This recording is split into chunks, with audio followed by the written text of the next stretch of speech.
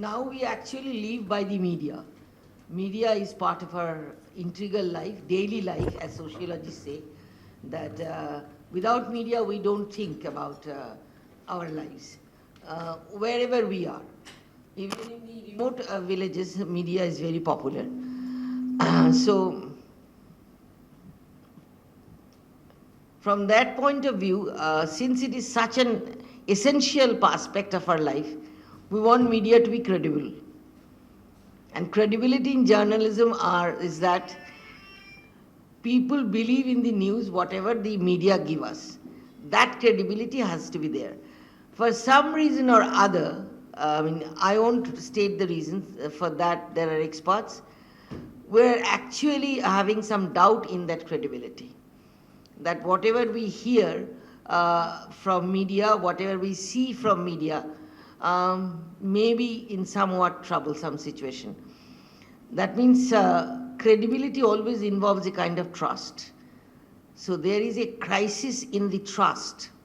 One of the very well-known sociologists have told us, Zygmunt Bauman, he died a few years back, that we live in a society where we are a post-trust, post-truth scenario. We do not trust, we fear.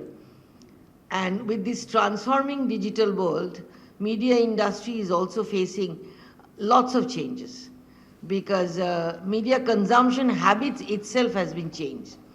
So from that point of view, it's more or less now inevitable to discuss which news is to believe, which news is to take seriously, and what are the things we should do about it, because we are part of netizens now, that is, we all use social media. Facebook is so popular that the school children even, though they are not supposed to, because it's 15 or 16 is the age bar, but there is a fake sites. Fake sites are full of social media platforms. So it's not just only traditional media. But still, sociologically speaking or socially speaking, even with the transformation, people still have some faith in the traditional news. And social media often represents less credible, less trustworthy position. So the renewed debate on media ethics is more important than any time before. So from that point of view, the purpose of this particular Adda Baithak, as we call it, is to have discourses on the profound impact of the fake news and news on people and its solutions, if possible. Because we are still considering media a fourth pillar of democracy, are we?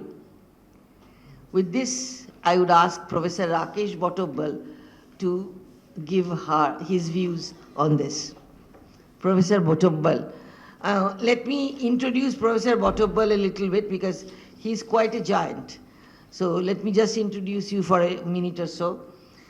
Professor Rakesh Bottobbal has the distinction of shaping at least two institutions in the university where he is located now, that is Jawaharlal Nehru University.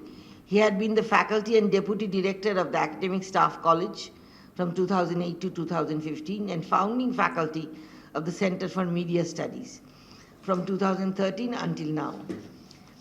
A postgraduate and PhD from JNU History Department, Dr. Bottobbal books, namely Communalism in Bengal from Famine to Noakhali, Sage, Penguin Books of Modern Indian Speeches, Penguin 2007, JNU The Making of a University, HarperCollins 2014, Modern School, A Century of Schooling in India. This I thought I would be asking Professor Bottobbal to give me a copy because this seems to be very interesting to me, the name itself.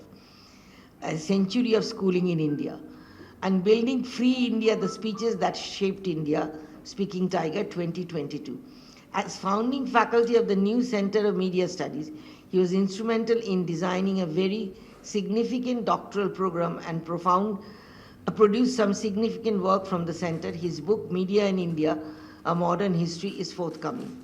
We're looking forward to it, Professor Bottobbal. Professor Bottobbal has brought the studies of public speaking, quite single handedly to the study of Indian media, and so is the social scientific basis of media studies through his teaching, speaking, and supervising. It's all yours, Professor Bhattapal. Thank you, Professor Bhagdo.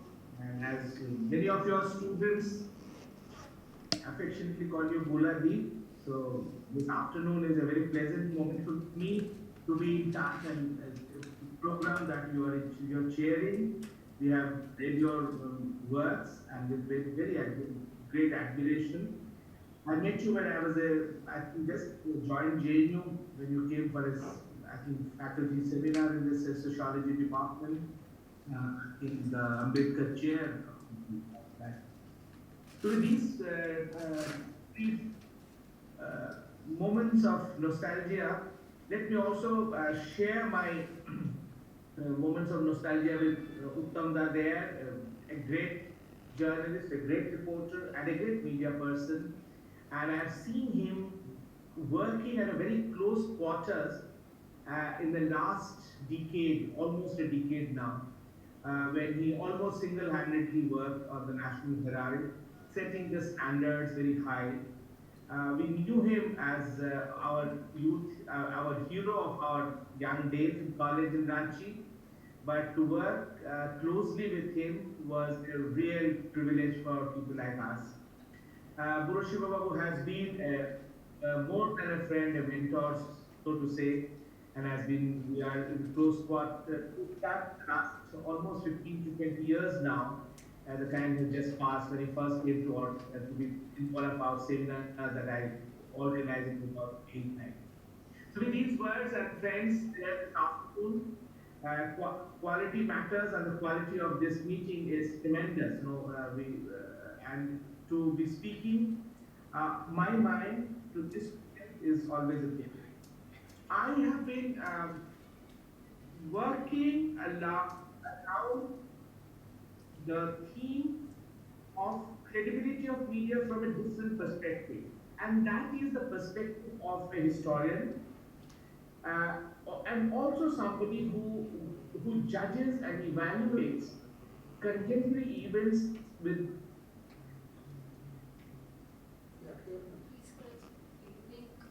already had a filter of history in front of any news item that comes. Uh, to get into the subject, let me bring an empirical details of what is happening in Gaza or Israel or Palestine. You know, if maybe somebody comments that had Al Jazeera not been there, it may be that we would not have known what was happening in Gaza. So that is a very, very profound statement, which is borne out almost every day during the last 20 odd days, from October 7th onwards. That every day you see a completely different picture when you switch on, say, Al Jazeera, and sometimes you go to the Russian TV channel RT, which apparently was supposed to be propagandist, but you also see a different picture from that propagandist television. Now, if you come our own channels, television, you see a kind of violence, and this was so jarring. The violence that they have been conducting their reportage with, that you at times when I was a couple of days back in a gym where I visited someone, and one of the English channels was going giving a details of the war from an Israeli side, and as if it was a war pornography, it's a violence pornography. We use this word in terms of food pornography nowadays as an impulsive and in an excessive manner with which people engage with food media. In a similar way, the way that journalists engaging with the violence there, it looked like it's a kind of new pornographic depiction of violence, as if somebody is loving that violence. It is in this context, therefore, one goes back, one transports oneself to the debate of a very critical debate in media credibility, and which is called free media and credible media. Whether all media which is free are also very credible media. This is a paradox. This is a paradox. But can we solve this paradox in today's world? Where because the language of freedom is all pervasive, as Professor Bhadru talked about the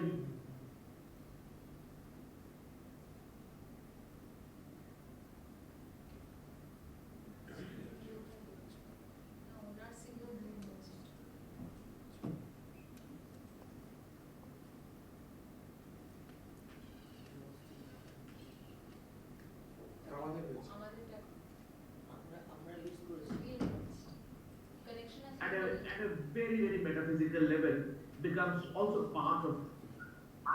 It is in this context, therefore, the debate on fake news and debate of misinformation and disinformation comes in handy. Television channel was one thing, but once the fake news circulation began, one, one spent a couple of months in dealing with the news that was coming. And I was astounded by very, very senior journalists were spreading almost fake news. You cannot call them fake news, but it is coming from them, which was making a non-event as if the event was full of potential and full of credibility. Now, what was happening, therefore, one could see that the credibility that the journalist had acquired through his professional life is now being transferred to a non-credible fact. And therefore, this transference is becoming a very, very important event, a very, very important phenomenon in media, which is not being analyzed properly. Now, you can see this process of transference, of credibility, not just in terms of personal credibility being transferred, but the position of authority, the credibility of the office is now also being used to convey non-credible things as credible. And it comes from very high offices. Therefore, once you have transparency instituted within the whole ecosystem, it becomes very, very difficult for other institutions to interfere. For example, now the very critical debate has to come between, and it has always came from historical phases, between universities, of knowledge, and the political establishment, because the two never sat in terms of credible information, because the political establishment, the state, the political party, and with the deep state being the infrastructure of that state, has information, but it knows how to ferro out information, how to ferret information. It cannot be credible. It could be just rumor. It could be just false information. It could be just misleading information. But it knows that it has what kind of information it has. The society may not have that kind of filters to itself. On the other hand, therefore, the society creates intellectuals, society creates academic establishment, which then filters for the society those information, which could be false and true. Now, what is happening in our society, that once the political establishment, the state, the government, the different machineries, sometimes the machineries of government creates its own autonomy from the state itself. Quite often the intelligence agencies becomes so autonomous that the state becomes almost like a surrogate state for the agency itself. Now this has happened in historical terms, it is happening now. It is in this context, therefore, when that happens, and that one wants to subjugate all other institutions, and primarily in this context, the university, the knowledge production institution, which provides the society the necessary filters to not allow transference of anything that seems to be non-credible, non-truthful, non-objective, or maybe injurious. And this is the battle between universities or knowledge production center and the state. Therefore, for media to be credible, universities are as legitimate, as powerful institutions and affiliate as it is itself. So media is not just in that sense an autonomous organization, but it is also has to play party to the academic. Now, this part of media was quite often missed out because the relationship of media is generally seen with political establishment as if the freedom that media seeks is to be from the political establishment. But the battle lines are still drawn because media also needs to have or needs to free the knowledge producing centers so that they also get support in the filtering activity. So to me, therefore, to flag out this issue of how media should also look at the way the political establishment, different organs of media.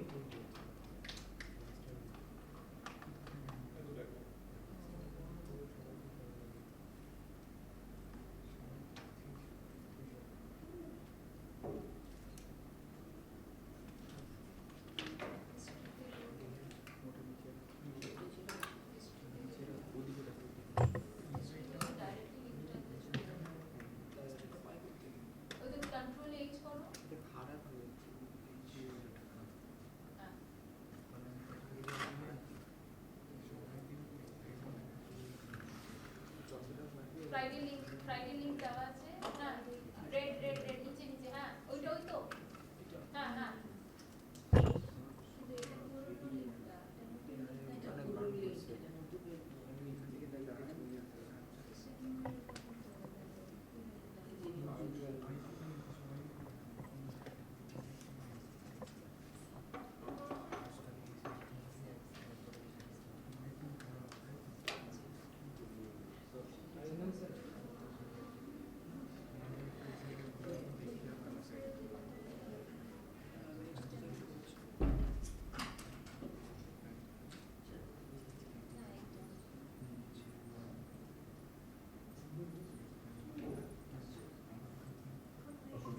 Thank you so much.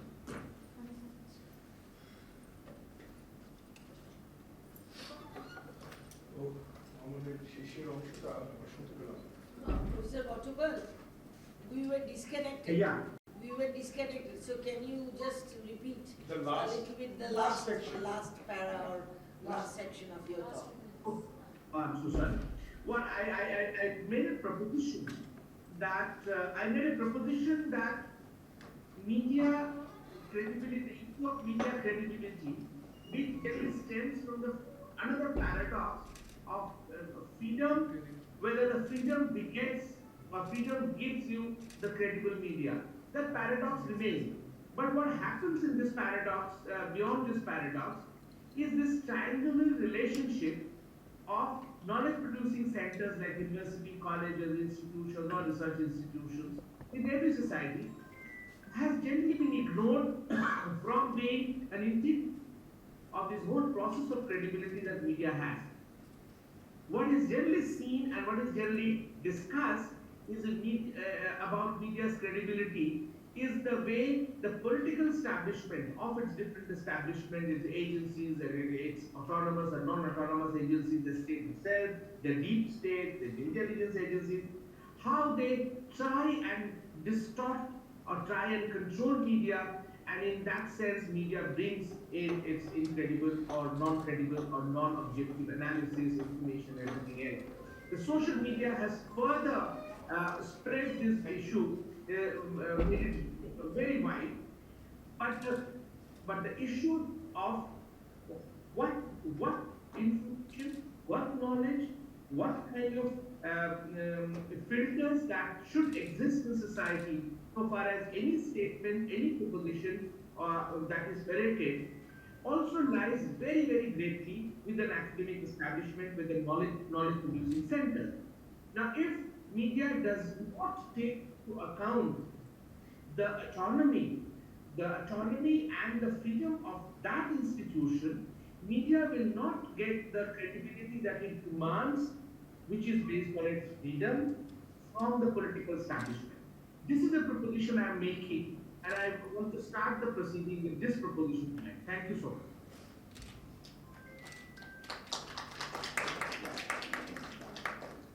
At this point, I think I'll ask whoever is present, is there anything you want to clarify or question Professor Botobal?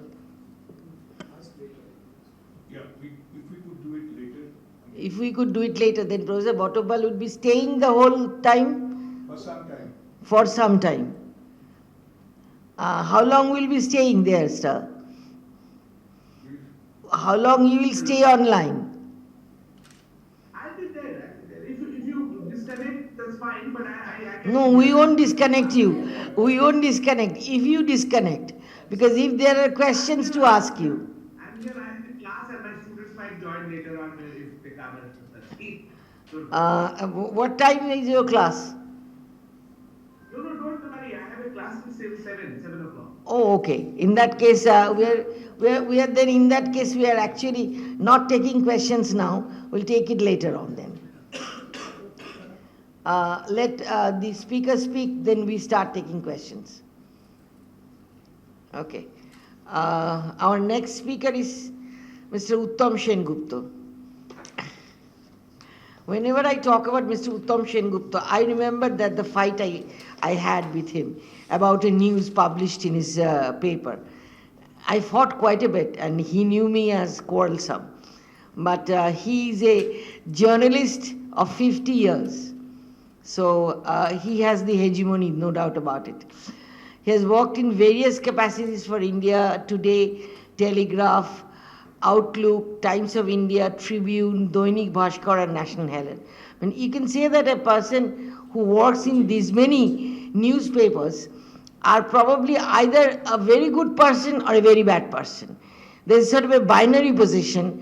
Then, he has been working on all these ones. Hello. And what I would add is that I used to enjoy the kind of things he used to write. So I used to read Telegraph, Outlook, Times of India, and in his time I had also the opportunity to have something published in Times of India, Outlook, whatever, whether the fierce fighting in Central Detective Training School where we were fought with the police IPS officers, and whether the newspaper representative who is covering this one, I had a fight with that, how she represented it. And to my utter disbelief and surprise, Uttam Sengupta always supported his reporters. So I would question that whether Uttam Sengupta has any crisis in that. No crisis whatsoever. So, but I knew him as a very dedicated journalist, a very committed one, and a very serious one. He has come back to Kolkata, and we are fortunate that we can have it here. Although we don't have much of an audience, but I can promise that we have an audience of committed ones, like Mr. Uttam Sengupta. It's all yours, sir. Thank you very much. I think this is working. Is this working? Yeah, there is a pin there. In the end, it's working. I think it's on. Well, thank you very much, and thank you very much, Rakesh. I basically came here to listen to you and Bodoshib and Arindam because I have always believed that journalists, know, much less, than the scholars in the universities. And I thought that, you are the ones, who are always discussing about media credibility. And I can honestly say that this media credibility is never discussed in the newsrooms. I can assure you that in 45 years of my journalism, I have never come across a discussion on media credibility in the newsrooms that we have. Partly, of course, because we have a problem with deadline, and partly because it's a hands-on business and so on and so forth. And I was also wondering, that so much research has gone on in this particular subject, and students as well as the faculty. I'm sure know much more about media credibility than I can possibly tell them. But having said that, when we talk about media credibility, or whenever we talk about media credibility, I am always reminded of an encounter I had with a member of parliament You may also remember, recall Bhogendra Jha. He was a member of parliament from the CPI. And when I was the resident editor of Times of India in Lucknow, he was visiting Lucknow and he came over to call on me. And I was busy in a conference and my secretary made him sit in my chamber. And when I came back, he had already finished 2 cups of coffee. And I thought that it was because he had been made to wait for so long that he was fuming. Because before I could sit down, he had started screaming at me that take this down, how dare you put it up there. And I was puzzled. I didn't realize what he was driving at. And then I followed his eyes and I saw that he was looking at a crest of the Times of India. If you read the Times of India masthead has a crest on top. And on the crest, nobody bothers to read, of course. It's in fine print. The crest reads, let truth prevail, right? Let truth prevail. And I had a replica of that crest, a much larger replica, an ornamental replica as a wall hanging, which was on my wall. And Mr. Jha was looking at that replica and he was saying that take this down, how dare you put it up? And I was puzzled. I said, why are you so upset? What are you talking about? And he said, how dare you say let truth prevail? I still did not understand. And I looked at him, I said, could you please explain? And he said, truth prevails. Truth prevails. How dare Times of India say that let truth prevail? Who the hell are you to make truth prevail? Truth prevails, right? And I have never been able to forget that, the truth prevails. But in all my career, I was lucky enough to realize very early that we as journalists are not really seeking the truth.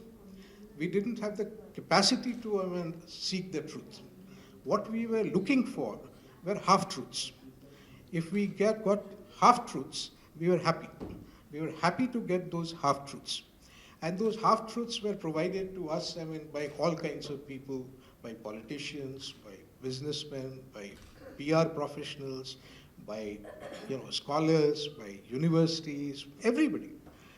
And we were happy with that, and we were losing our ability to question. Now, this is at the crux of the crisis that I think we are facing in the media. And let me also say at this point that this is not a crisis which only the media is facing. This is a crisis which is being faced by all kinds of institutions and the society itself. How credible is society? How credible is the judiciary? How credible is our scientific institutions? We cannot trust anyone. You cannot believe anything. You cannot believe, even the World Health Organization. The World Health Organization during the COVID pandemic, we know, prescribed steroids. They prescribed medicines like remdesivir. They prescribed protocols which turned out to be wrong. And they never apologized. And an organization like the WHO, they made these foolish statements and prescriptions, and possibly it's responsible for several deaths. But everybody blindly followed it. We know what happened to Ramdev and Coronel, which he said that is a perfect cure for COVID, and we accepted it. We remember how the television channels went after the Tablighi Jamaat and said that Tablighi Jamaat is responsible for spreading COVID, right? Now, so the crisis of credibility has always been there. I remember that even when I started in this profession, people were would tell me that you journalists, you have, what credibility do you have? You are scoundrels, you are scums, you can publish anything and everything for money. Anyone gives you a bottle of whiskey and you are willing to publish anything. That was the image that the journalists had. And I always felt that our credibility was maybe marginally more than prostitutes. That is the oldest profession in the world, and the BJP says that journalism is the second oldest. So both of us, enjoyed, very little credibility, right from the beginning. So I have had no illusion. I have had no illusion about credibility of media or the credibility of this institution. And individually, personally, my belief has been that as a journalist, I don't believe anything. I don't believe anyone. I need to, see, I don't need to believe what I see. I need to believe what I hear. I need to believe, what I, what I can question and what I can, sort of come up with an evidence for. Only the evidence-based, stuff, we can believe. And this reminds me of a recent controversy, and this again, is a question of credibility. That there is a doctor, who is very active on social media, and he's a specialist in livers. And he says that, he every day, meets, several patients and so on. And most of his patients come to him only at terminal stages. And he says that most of these patients have tried out everything. They have tried out homeopathy, they have tried out Ayurveda, they have tried out Unani, they have tried out acupuncture, acupressure, all kinds of things. And then finally, they come back to him, for treatment. And he says, I keep on telling them that Ayurveda or homeopathy is not evidence-based. And that landed him into so much trouble that some of these Ayurvedic firms, they took him to court. And they have filed a defamation case, Dabur or Himalaya, I think Himalaya. Himalaya Ayurvedic company, has taken him to court. Now, he says that why modern science, modern medicine is based on evidence, and the evidence changes. The evidence changes, and that is why, it is acceptable. What has been written 2,000 years ago and has never been, sort of backed by any research, that cannot be accepted. That is his basic premise.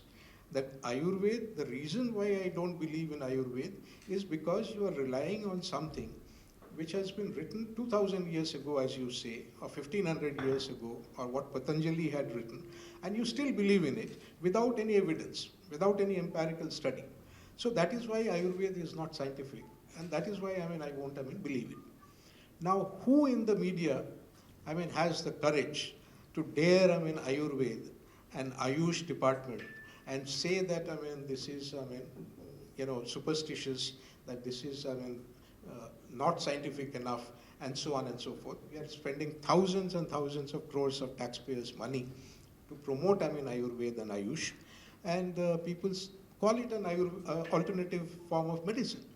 So what is the credibility of our system of medicine? What is the credibility of our science? And what is the credibility of our government?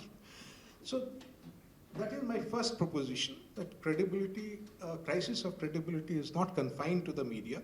That crisis of credibility is there with every institution and every society, not just in India, but also in the United States or in the UK. Or take the case of the journalists, in Israel. Most of the newspapers there, you have seen, what they have been writing and so on. So everywhere it's the same. Even in UK, people did, sort of support, Brexit. And while, a million people may have turned up in favor of Palestine on the streets of London, I'm sure, there will be another million people, who will come out, in favor of Israel also. So can we, in the media, ignore, popular sentiment and ride against the tide? That is probably the question. And I am reminded of a question which Ashok Jain, who was the chairman of the BCCL, he had asked. When Babri Masjid was demolished, I was a resident editor in Patna of Times of India, and there were 5 of us, who were summoned to Delhi.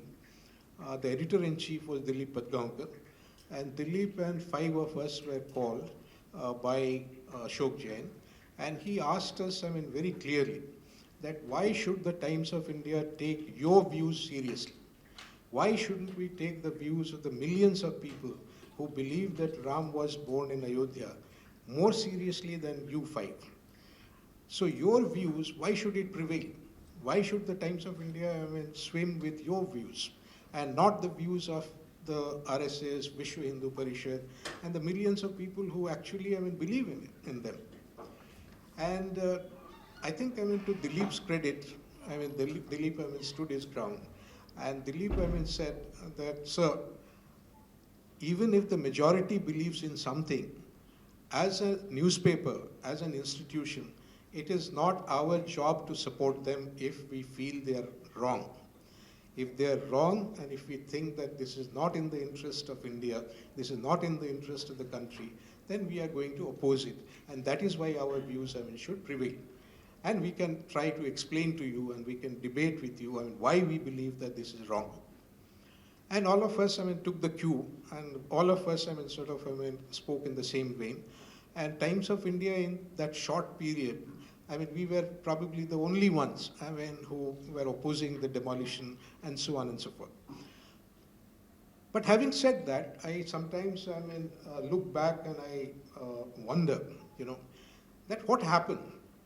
What happened after the demolition? What happened after that heroic opposition which was put up by Dilip and others?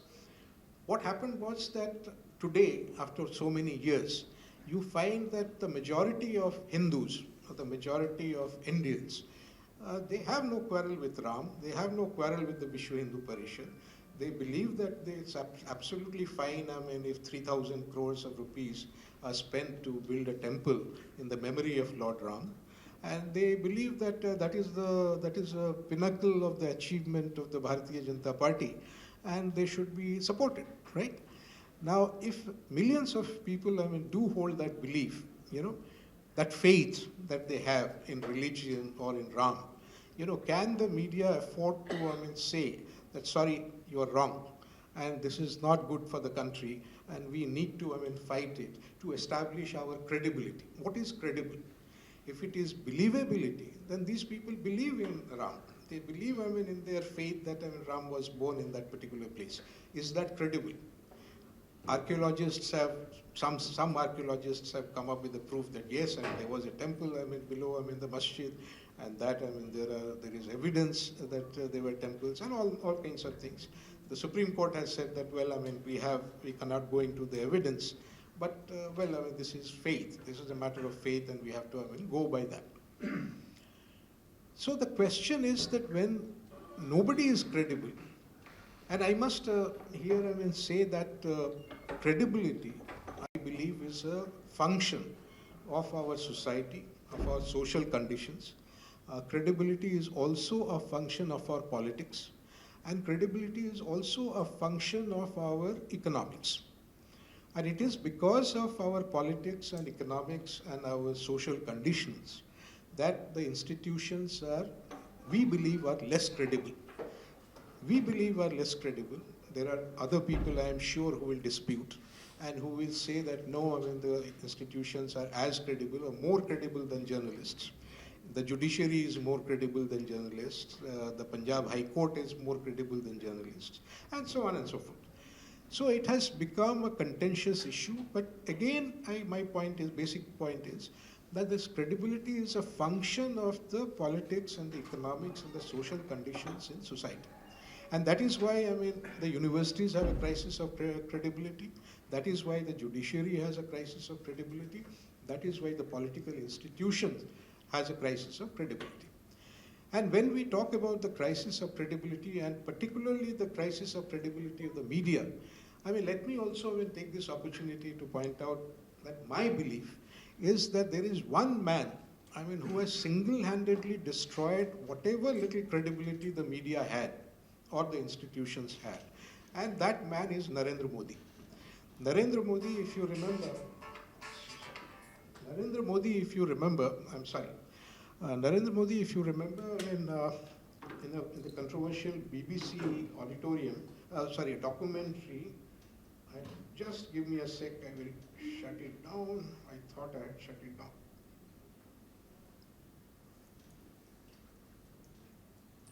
Yeah.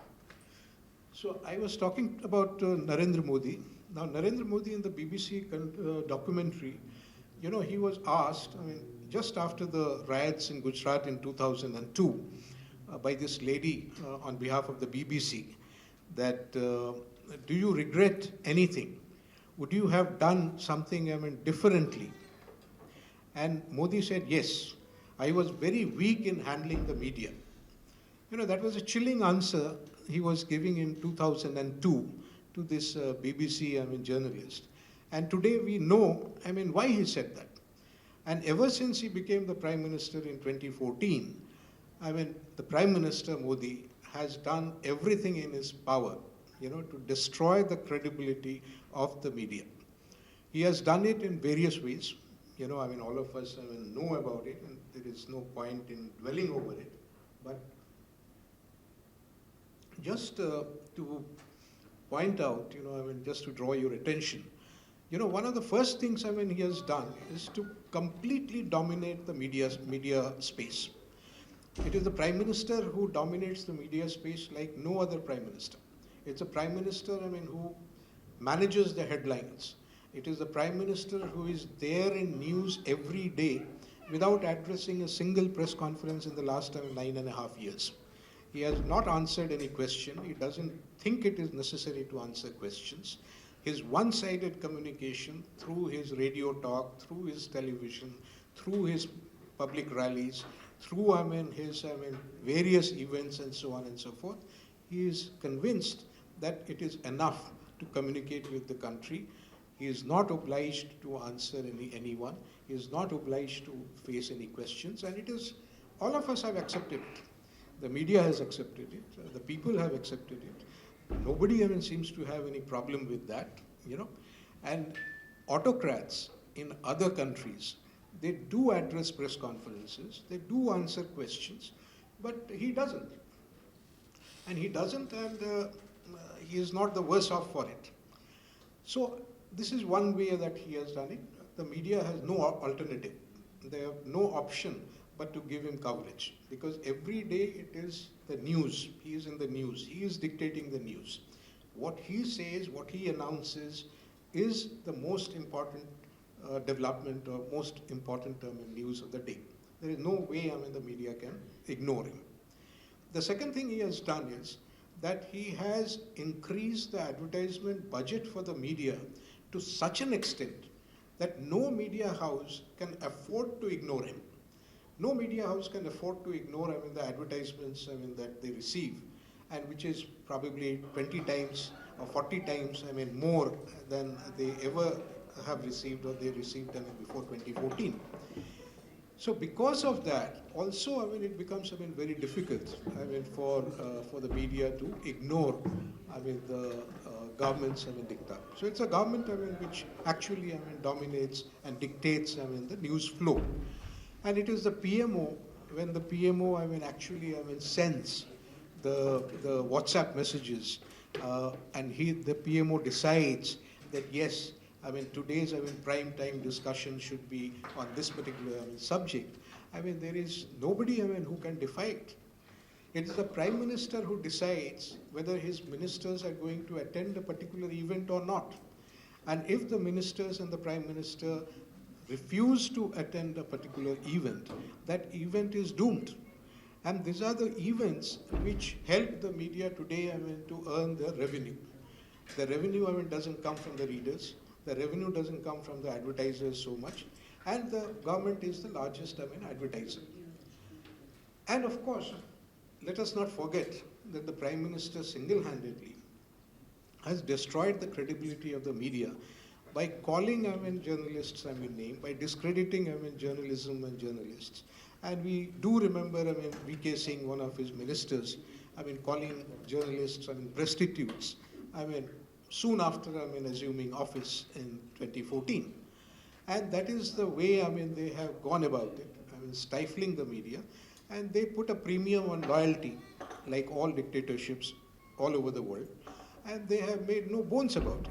That yes, we expect loyalty from you, and if you are loyal, you will get the rewards. If you are not loyal, then you are going to put in jail, you are going to get arrested, and so on and so forth. Look at what has happened to NewsClick. You see, one line, one sentence in the New York Times was enough for the government to file a case against Probir Purokayasthu and his NewsClick team. And one line saying what? That one line had said that Neville Singham, the American billionaire who had partly funded NewsClick. NewsClick was founded in 2009 or 10. And in 2018, Neville Singham started buying some shares, and he had invested some money and so on. And because Neville Singham, an American citizen living in Shanghai in China, had invested money in NewsClick, and NewsClick had carried a story saying that the Communist Party movement had helped the working class, which is, is a very benign kind of a statement, an anodyne statement. But for that anodyne statement, poor Probir Purokayasthu is in jail, and the Delhi Police Special Branch went and raided the houses of 50 journalists. They have confiscated the mobile phones and the laptops of these journalists. Some of them have received their laptops and phones back. And of course, we don't know whether they have been tampered with, whether evidence has been planted, or whether the clones have been made, and what kind of cases they are going to face. We have no way of finding out. So that is another way by which they have destroyed the credibility of the media. Intimidation, plain and simple intimidation, that these journalists are scared of losing their job. They are scared of getting a new job, and they have no option. They have no option but to do what they are asked to do. And that is what is happening in our television channels and so on. One last thing, because I think I am overshooting my limit, but one last thing I will point out, that credibility also entails a certain degree of humility. But I have been saying this all along, that our television anchors, they are sub-janta. I studied in a Jesuit school, and all our priests, they put a SJ after their name, the Society of Jesus. And in school, we used to joke that SJ means sub-janta. They know everything. They can teach any subject. History, geography, English, mathematics, anything, they are experts in. That was a joke. But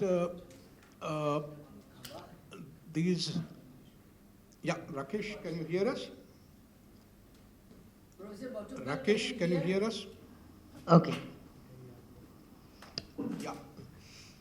So I'm sorry, I lost the thread. What was I saying?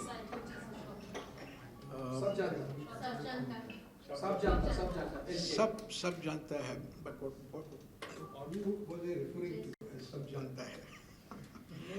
Huh? News anchors. Yes. I'm sorry. Thank you for reminding me. Yeah, the news anchors, I have always felt that news anchors are doing an impossible job. One day, they are specialists on environment. The next day, they are pontificating on foreign policy. The third day, they are specialists on Pakistan. The fourth day, they are talking about pandemic, disease. What the hell is happening?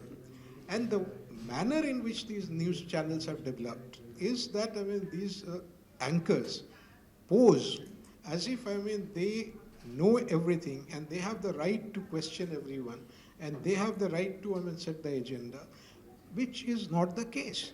It's humanly impossible to be experts on so many subjects and on successive days. So the basic research is lacking. Media has its shortcomings. We don't have trained personnel. We don't have good research facilities. Our economy is very poor. When I was the editor of Times of India, I always used to cite this example that if I wanted to send out a reporter to chase one story in the district, I would end up paying 5,000 to 7,000 rupees at the least to cover his taxi expenses, to cover his hotel expenses and so on. Now 7,000 rupees, he comes back in 2 days or in 1 day, and we end up carrying one story. And every day we are carrying 50, 60, 100 stories every day in the newspaper. How many stories can you sort of send out a reporter? I mean, that has been a grouse of journalists for a long time, that news gathering expenses in India are very low. It's true that news gathering expenses abroad are much more, and American journalists and European journalists, I mean, spend a lot more time, and they spend a lot more expense, a lot more, I mean, to gather, I mean, their stories. It will be funny for you, but let me recall a funny anecdote which I heard from Mr. Rao, who was the news editor of the Pioneer in Lucknow, I mean, 40 years ago. Mr. Rao had started his journalism career as a photographer, as a news photographer. And Mr. Rao, I mean, said that he joined his paper, Madras Courier or some such paper, in Chennai, in Madras. And on the first day, he was assigned to go and take the photograph of Chakravarti Rajagopalachari, who was addressing a press conference. So he went and took the photograph, and he came back to the office, told the chief photographer that I have got photographs. The chief photographer told him that please develop some prints and take them to the editor. So he made, I mean, 3 or 4 prints and took them to the editor.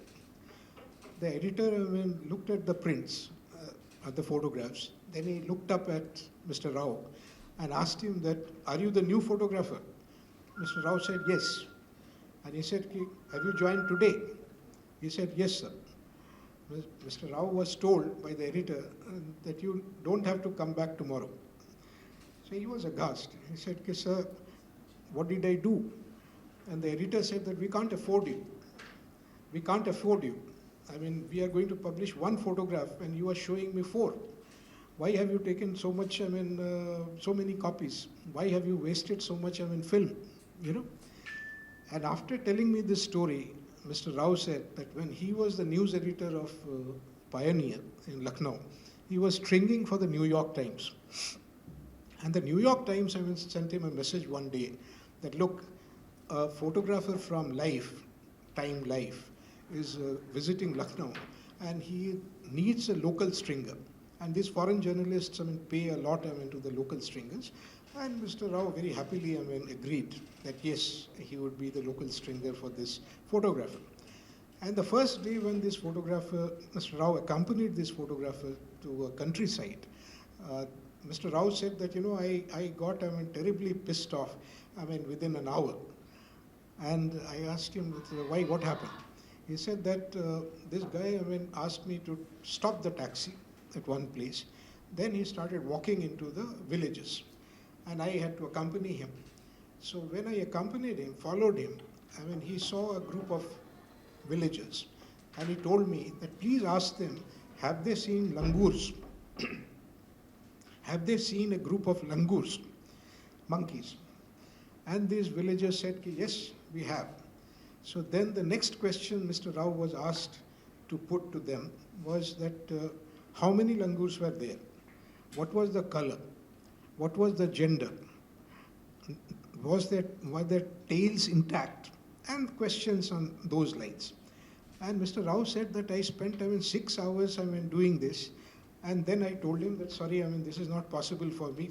So from tomorrow I will assign a junior reporter to go along with you, and you can do whatever you like. This Time Life photographer spent, 5 days in Lucknow, shooting, he said some 1,000 odd pictures, and he went back, and Mr. Rao said, look, I was sacked from my job for making 4 prints, and here this photographer was taking 1,000 pictures of monkeys, and I didn't know, how he's going to make his money.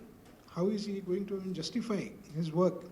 And he said 6 months later, he received a copy of Time Life with a 4-page spread by this photographer with a center spread of a monkey.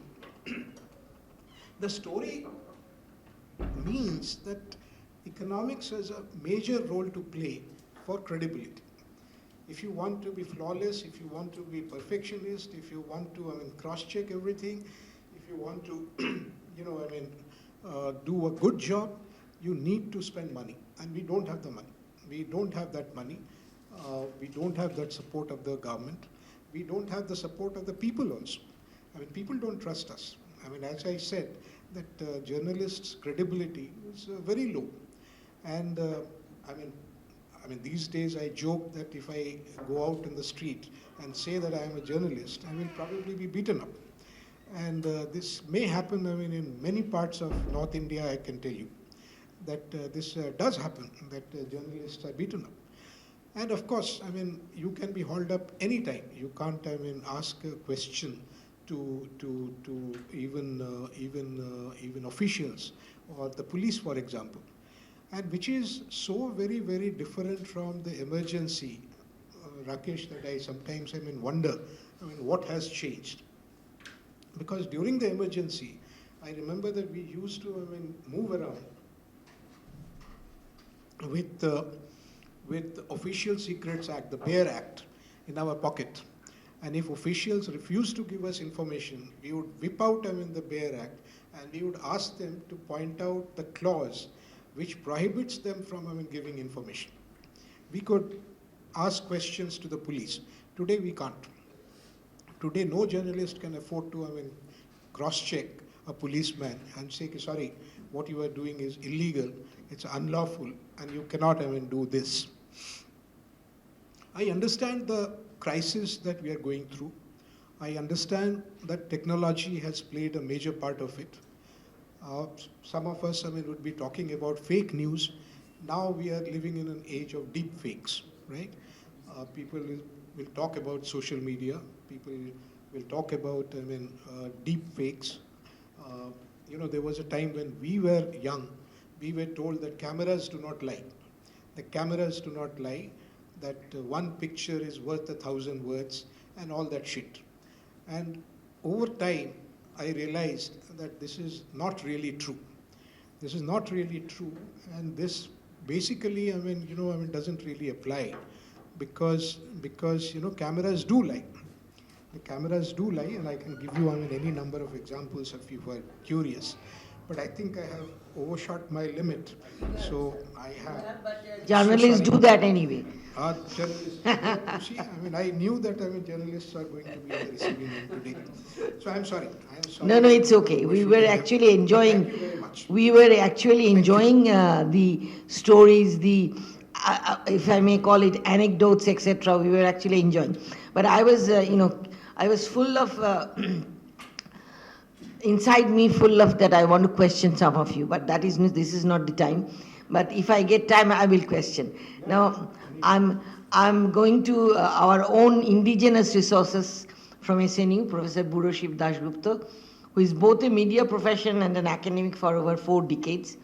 He worked in the Statesman, the Economic Times, and the Financial Express, and left the last organization as its Kolkata resident editor to join Media Academics. He got his PhD from Calcutta University and was the director of Manipal Institute of Communication, Karnataka, and School of Liberal Arts, Karnavati University, Gujarat.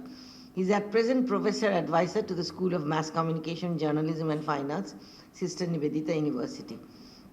He has written books, articles in academic journals, and of course numerous journalistic news, features and editorial. He is the founding editor of the peer-reviewed Global Media Journal, India edition. I must say that yesterday he launched a e-journal, which was the first one in SNU, so we are very grateful to him. I enjoy interaction with Professor Dasgupta in a sense that he combines both. And that gives us a sort of I'm just beside his room. That's one of the locational advantage of having a huge media person and also an academic. I believe that, you know, that is the media credibility issue actually came up between our discussions to have a Adda Baithak. So Professor Budo Shiv Dasgupta, it's all yours, sir. Sir, your screen is visible now? Professor, what did I ask Professor? Sir, your screen is visible. So, thank you. We were enjoying listening to both my friends, Dr. Botubal and Uttam. They have been very long friends with me. Especially Uttam, we worked together. In fact, we started our career, he in the Telegraph in Calcutta. Then he went off to Patna, Delhi, Lucknow. And I too started in Calcutta with the statesman at that time.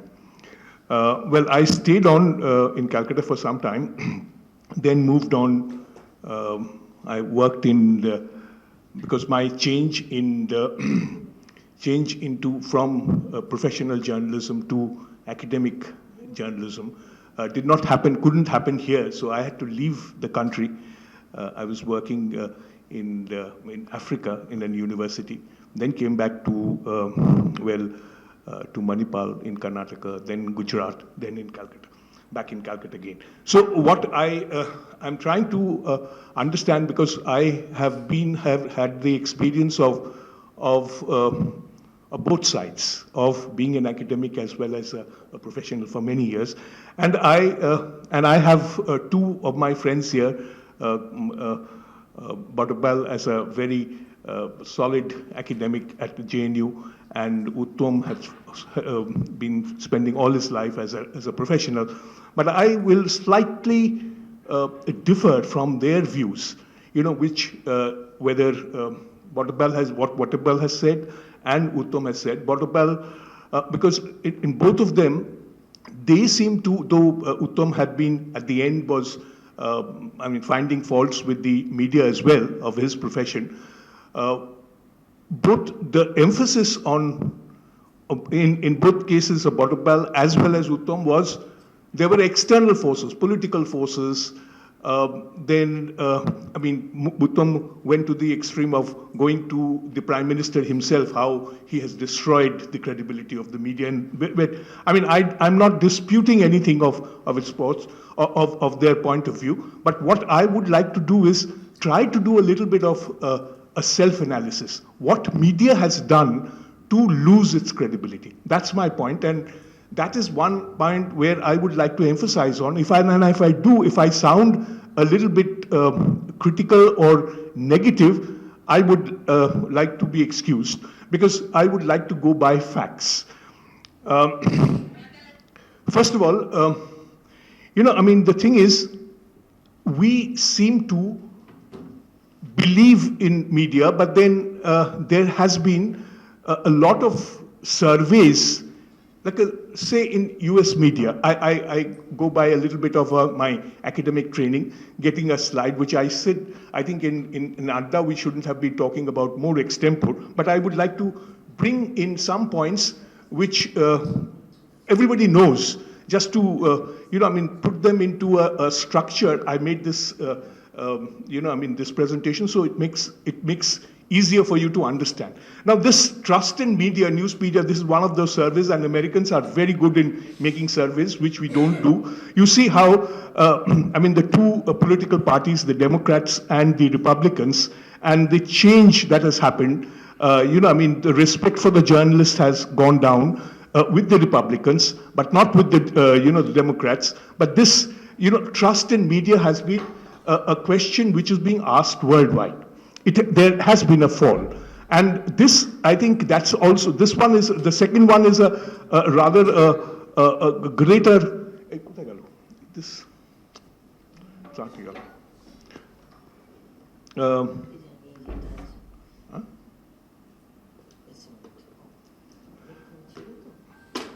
the next slide is more devastating, I feel. The more devastating, where we see that the most and the least trusted people in the world, this is here, we have doctors, scientists, 54% belief, 51%, 43% teachers, ordinary people, even ordinary people are believed for 27%. But the journalist, it is -10. So we have, what are the reasons? Why are we losing this element of trust in our perceptions? Now, these are just a summary of, as I said, I'm trying to find out the faults within the media itself. Traditionally, we blame the media because of yellow journalism, because of sensationalism, defamation, slander. The page 3, whatever we do, that's the traditional way, the reasons why media is questioned. But then that was acceptable. But in the 1990s, liberalization brought major changes. Our Uttam, good friend, he brought in the question of the linking economy with everything, with our media situation is liberalization is the time when everything was linked with media. The media houses tried to make more money, and that was the reason what they did, and that they sold their the news items. That you must have heard things like paid news. The private treaties. I'll come to that. Then lobbying. These are all creation of within the media, where media media didn't understand that they are destroying their own credibility itself. All these, you must have said that's the time, and this is one of those, covers which Uttam himself has made when he was the editor of, in Outlook. This is an Outlook cover. Where so the liberalization brought in that situation where we are selling journalism. The reasons like, reasons are like the paid news of India. This is a caricature you can see of his own newspaper, Times of India. That's how things happened. What it was basically these news columns were being sold. And this was a reality. And you see the press council went into a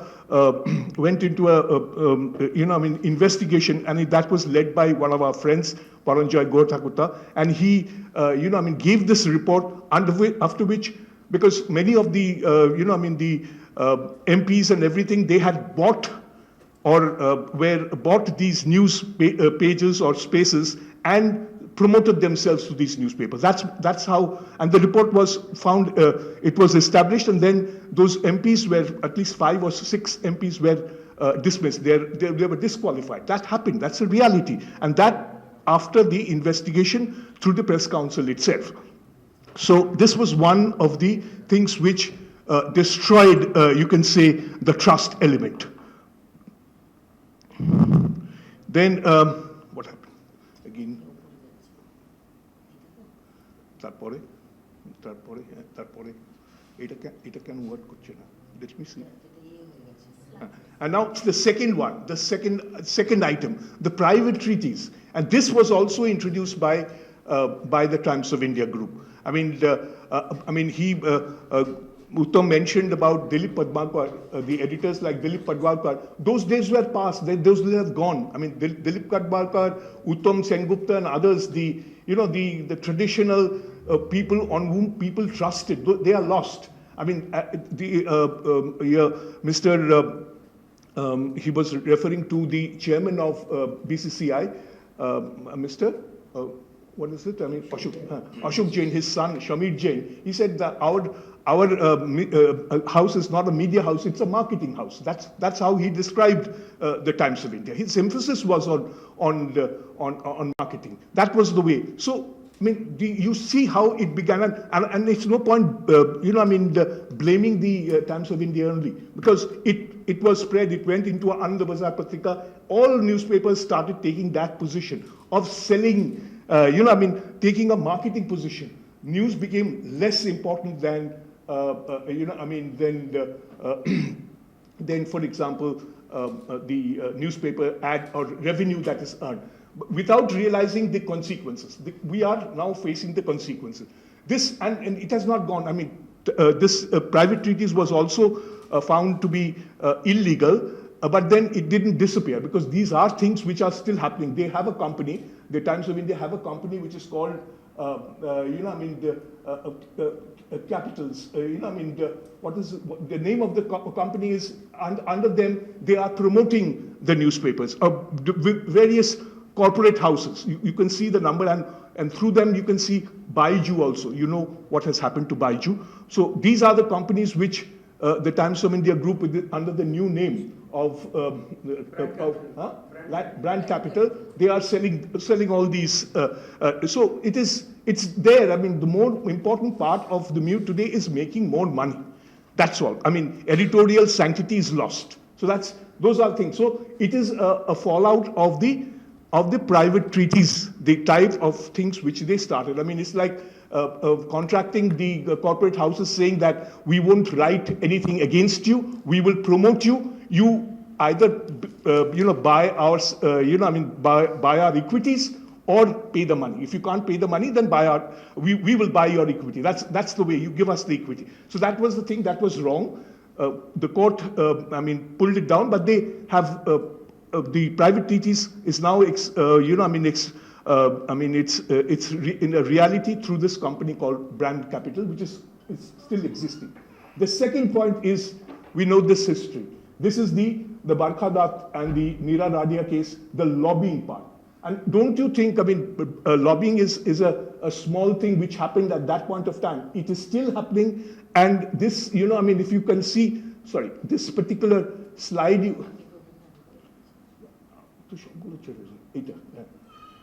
the lobbying is a recognized thing in US. You see the amount of money that is spent in lobbying.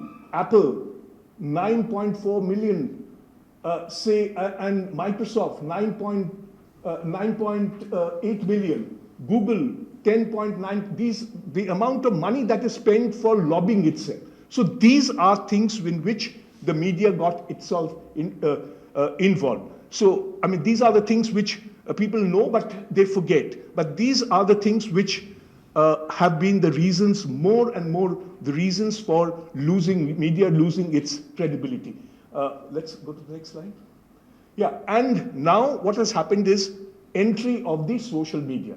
The entry of the social media, this has happened, we call the neighborhoods, meaning the divisions have disappeared. The social media, which is what is journalism, what is entertainment, and what is promotion, and what is propaganda, we do not know. They have all got mixed up. This is the thing which has happened in today's social media. These divisions, this is raw, unverified information where the neighborhoods have converged. The dividing line between journalism, entertainment, promotion, propaganda are all mixed up today. That's the reason why we have not been able to distinguish, and that's the creation of fake news or whatever is happening. Next, this is the diagram which we saw. These are the things, the result of disinformation or fake news that our chairman was also speaking about. Next. Yes, let us come to this major point, which also our chairperson had also mentioned, that we are the fourth estate. After all this that we have seen, are we really placing this fourth pillar that we say, are we really believing that it is still the fourth pillar? I will have to come to our, Uttam's point, that where is the credibility? Is the judicial credible? Is the executive credible? Or legislator credible? It's okay. The thing is, those are questions to be raised, but that doesn't hide the erosion of values within the media. And why that has happened, that I just explained just in the points in before. Now, here, I will just end or control, the thing is, media has always been an area which has created problems for the people in power, the government. It has happened. And that's why they have created laws. Media has to be fighting all through. We have laws. It started with I'll show you a diagram from 1799 when British was here, and how they created these laws to curb the media. This particular diagram shows that it started with 1799, the censorship of the press, then the vernacular press, and it continued. It didn't end with 2007. All these are laws to curb the media. So government has been trying to, throttle the voice of media. It has happened. Nobody likes criticism of themselves. So this is what has happened. And apart from that, could we go to the slide before? Yes. We have another format. It's not how a government controls is not just through laws. They do it by the regulators. They call it, this is a self-governing body. Like the press councils, Prasar Bharati, advertising stand council, these are all areas which are again controlling the media. And through the control, believe you me, all of them are packed with government people, and even journalists. They are supposed to have the professionals. They are very close to the politicians or the ruling power. To give you an example, I was working in Manipal University at one point. My boss at that time was M.V. Kamath. You might have heard M.V. Kamath was a very senior journalist, was editor of Illustrated Weekly. He was the Washington correspondent of PTI. Everybody knows he was the chairman of Prasar Bharati at one point of time. Everybody knows that he was a very close to Advani. That's why he was made. So all these regulating bodies are also filled with this kind of people. So it's not just the laws by which media is controlled. These regulatory bodies are also meant to control the media. And I mean, these are the things odds which the media has always has to face. And in this situation, what has happened is media's own faults have made it so vulnerable. I'll just come to, this is next. I mean, the slide before this. Yeah, this is this happened in 2021. You can see it's during the, during the COVID period. There was no parliament and everything, and this was a very quiet move. Nobody noticed this. They say it's a guideline and for digital media ethics code. They don't say it's a law. It is an ethics code. Those differences we teach in the class, what is the difference between the law and ethics. But then what has happened is this particular thing came into being, and it is an operation because either as our Uttam has pointed out, and how politicians have destroyed the media houses. Either they, giving more money, those are the things, or if they don't hear, what they do is they just buy over the house. Just think of what happened to NDTV.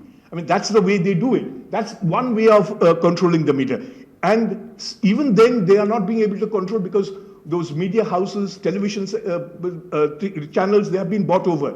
But what they couldn't control was the social media. So this is you can say the digital media ethics code by which the social media is brought under control. But because this says it's meant for the social media platforms, OTT players, asking the social media to give out the originator of the message. Meaning, I mean, the fundamental, the right of the journalist to keep their sources to themselves is not there. You will have to disclose your sources. So you see the pressure everywhere that is happening all around. It has always been. It is not something new. And as Uttam said, that we have no illusions when we are in media. Don't have any illusions that it is to some extent. It has been blamed as prostitutes next to prostitutes. That has happened. But then it has always had a respectability because of a fighting spirit. But that is lost because of its, my contention is because of its own faults, because of the paid news, because of the lobbying, because of the other the casualties that has happened within the media, and it's because of media's own fault. Now we can blame the Prime Minister, we can blame the political system, we can blame the corporate houses, but within ourselves we have destroyed the the credibility part. Now, the thing is, the last, the question is, what is the way solution? The thing is, media should be left to its self-regulation. It left to itself. I mean, the ethics part, the ethical aspect of the media, that should be the thing which should be, which should be strengthened. But the question of but remains. Because after all that has happened within the media scene itself, given the powers of self-regulation, whether they will be able to do it, because they can go the wrong way again. So that's one of the things which may happen. Very soon. Now, the last point I would like to sum up with the comments with which our chairperson started with. We live in an age which is the post-truth. There is no, the truth is questioned. That is true. Why I'm saying the change that we have seen in the media is, she defines it from the social science point of view. I define it from the media point of view, saying that what we did earlier in the media, we went by facts. That is what we try to follow in the what a conscientious media person would do, go by facts. But today, in the post-truth era, with all the misinformation, disinformation, we have shifted from facts to emotions, to beliefs, to this is a, I don't know whether our Bottabal sir is here, whether he would be able to see. I mean, this is almost the medieval fight where the church, within the church, the fight between faith and reason. That is what is happening. Today we are back to that situation where we are not being able to counter the faith. We are also believing in faith and the rest of it. It's nothing to do with reason. And media has always tried to be going by the reason, going by facts. And that has been, in the post-truth era, we have lost that reasonableness. We need to restore that. How do we do it? It's up to the House to decide. Thank you.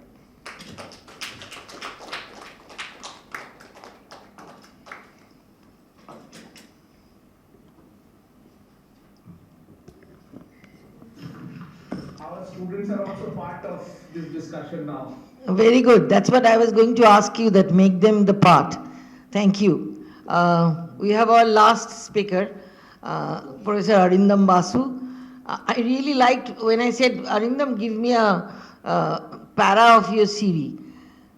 He wrote a sun-baked journalist of over a decade and a half. I really liked it. I guess Arindam was much fair in skin before that. Now, after baked by sun, but a decade and a half, he had to bear the brunt of it. So he's a topper in Masters from the Department of Journalism and Mass Communication of University of Calcutta and an English Honours graduate from St. Xavier's College.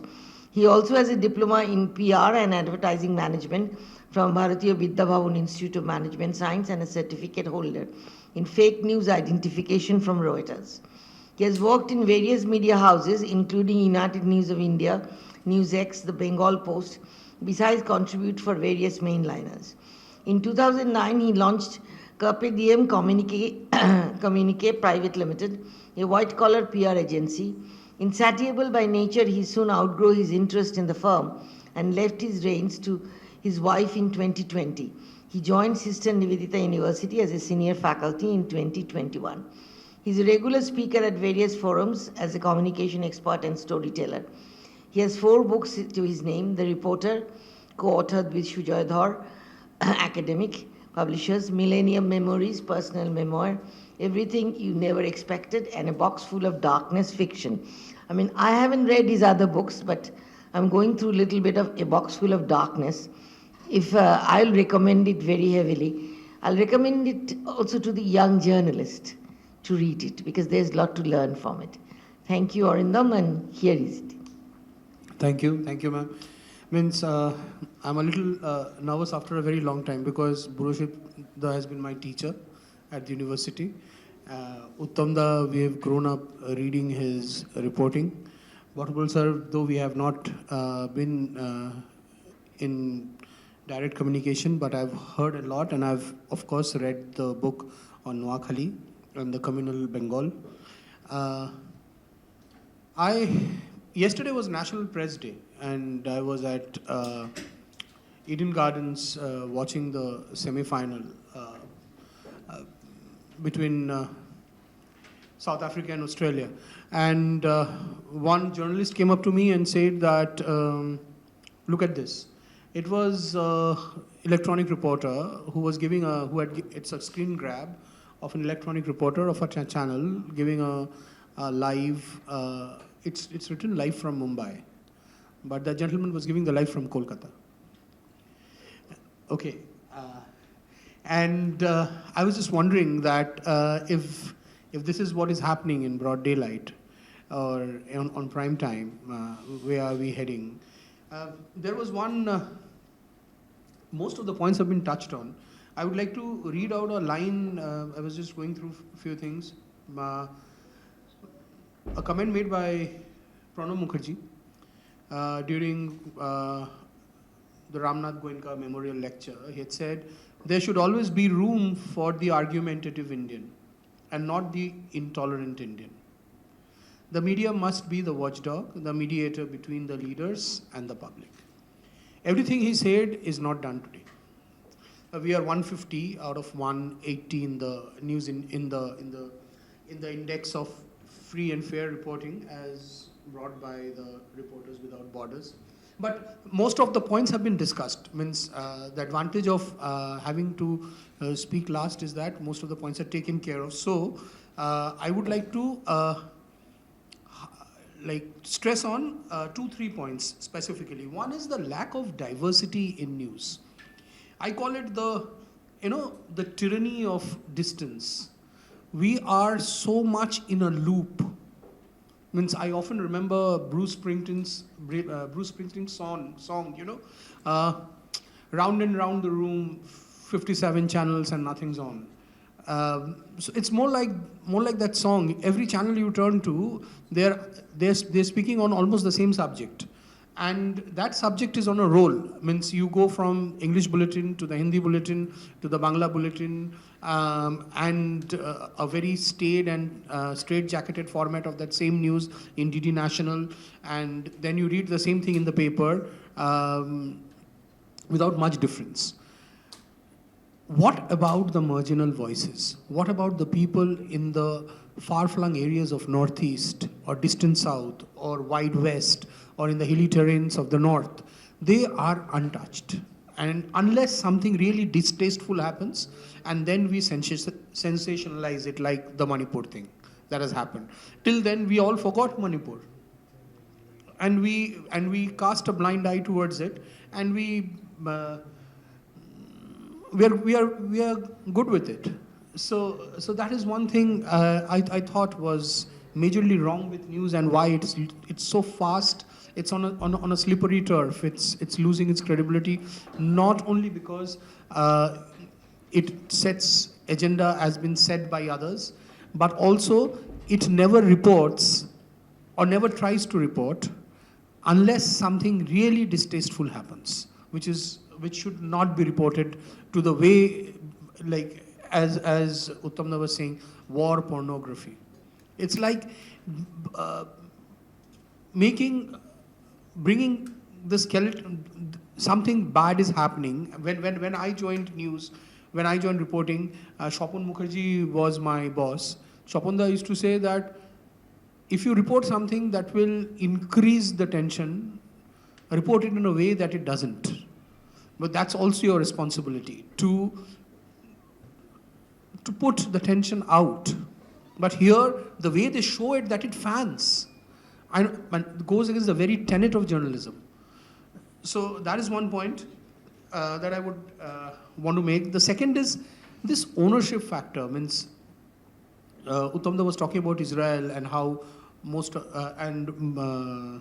sir also was talking about Israel and how accepting a couple of channels like Al Jazeera or the Russian TV, or maybe to some extent DW, the Deutsche television, none of them have really shown both sides of the picture. That's because CNN, NBC, they are all partly owned by GE, one of the biggest arms suppliers to Israel. So the agenda is set much behind and much before as to how the news will be covered and where from will it be covered. The same happened with the Kosovo war a few years back, if we can remember. It was also a very one-sided report.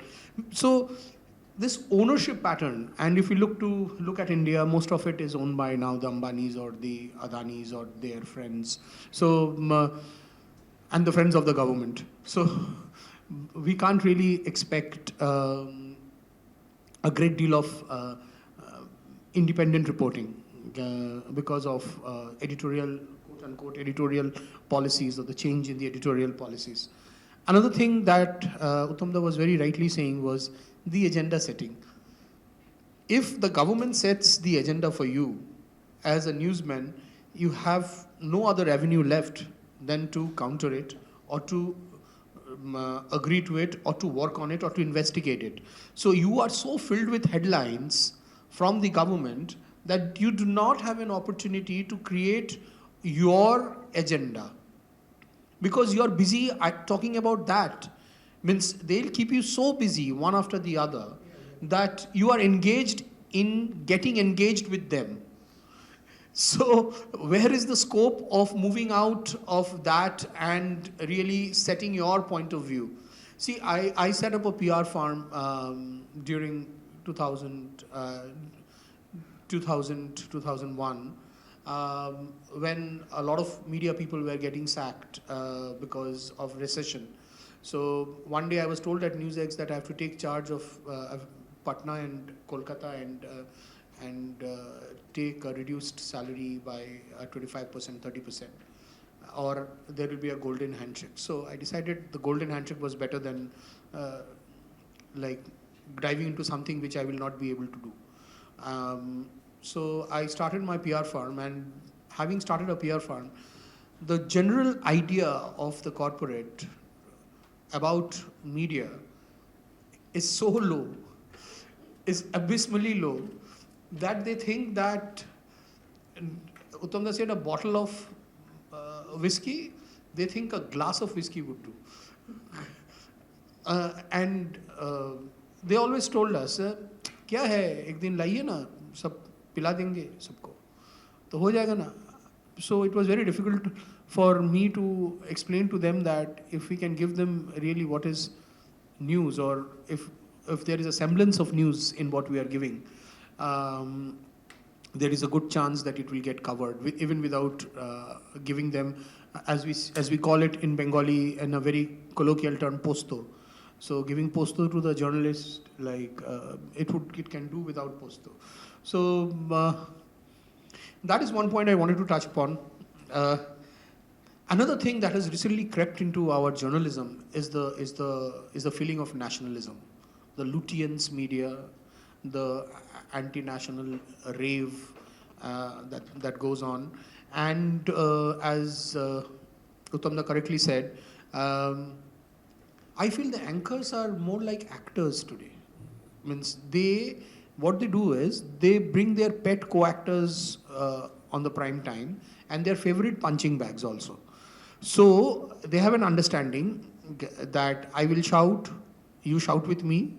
So we shout like a pack of wolves, and then there will be a lone wolf who shouts, and then we all pounce upon him during the prime time, and then we'll all go home happy with blood.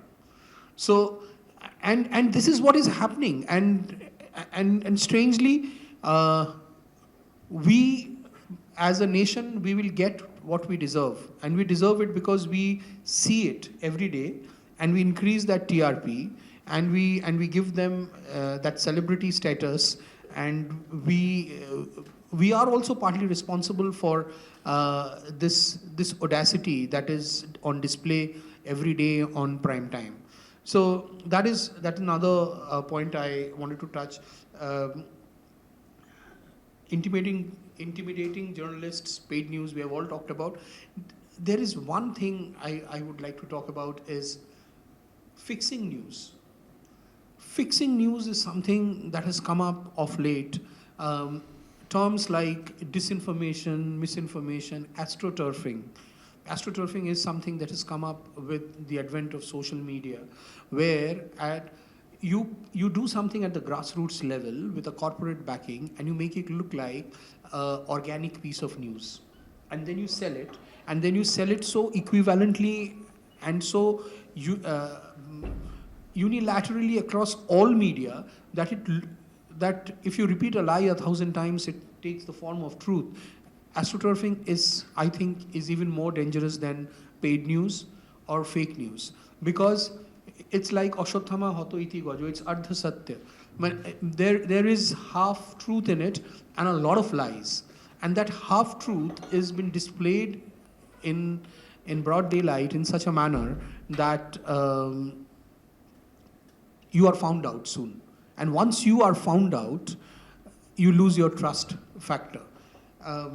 When I was in university, I was told with an example. They said that I was told that if one day Jyoti Babu walked across Hooghly, what would happen? How different newspapers would cover it. So Anand Bajar would say, Chomok, Jyotir Chomok. And Ganashakti would say that Jyoti Babui Paren, and Bartaman would say Apadartho Jyoti Shantarate Bhule Geche. So this was told to us when I was in university in '94, and believe me, it didn't strike me that bad. I spent very little time in journalism when compared to Uttamda. He's a journalist even now, and Boroship sir. But one of the major reasons why I left journalism was I wasn't doing the kind of journalism I wanted to do, or I was trained to do. I had my mindset on doing. It was rather that I would come out and I would start writing about it. And that is where I chose to leave it at that point. Now people can say that it is much difficult to stay put and fight, or bhagore ke tarah you can leave the ground. So, but there are other ways to put up your resistance. I thought my writing, my books would be means or avenues in which I could bring about some idea of correctness into journalism. But having said that, I would like to bring two other regulatory bodies I would like to talk about in addition to what Boroship sir said. The TRI and News Broadcasting Association. News Broadcasting Association is an association that is formed by the broadcasters to regulate things that are not right within it.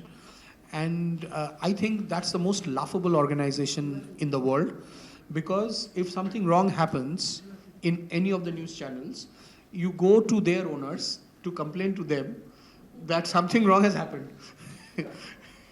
And then they tell you, they pat you back for your courage, and they send you back to where you belong, and they continue to do more of it till you get used to it.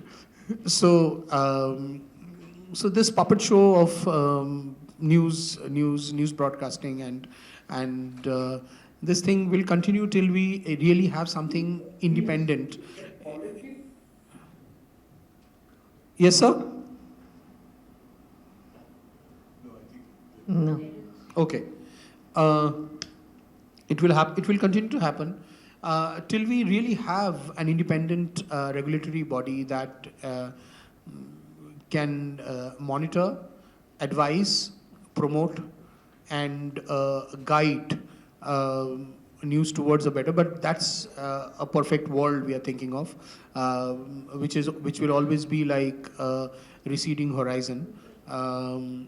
And we will not attain it. But I'm very sure that my nephew's son will read Ram in history books, and we will all be happier for that. And the nation would be a very happy nation. And I can only go back to my readings of Animal Farm, and I keep quoting that book. I don't know for what, but we will soon all look like animals, and animals would stare at us and see strange creatures in us. So thank you.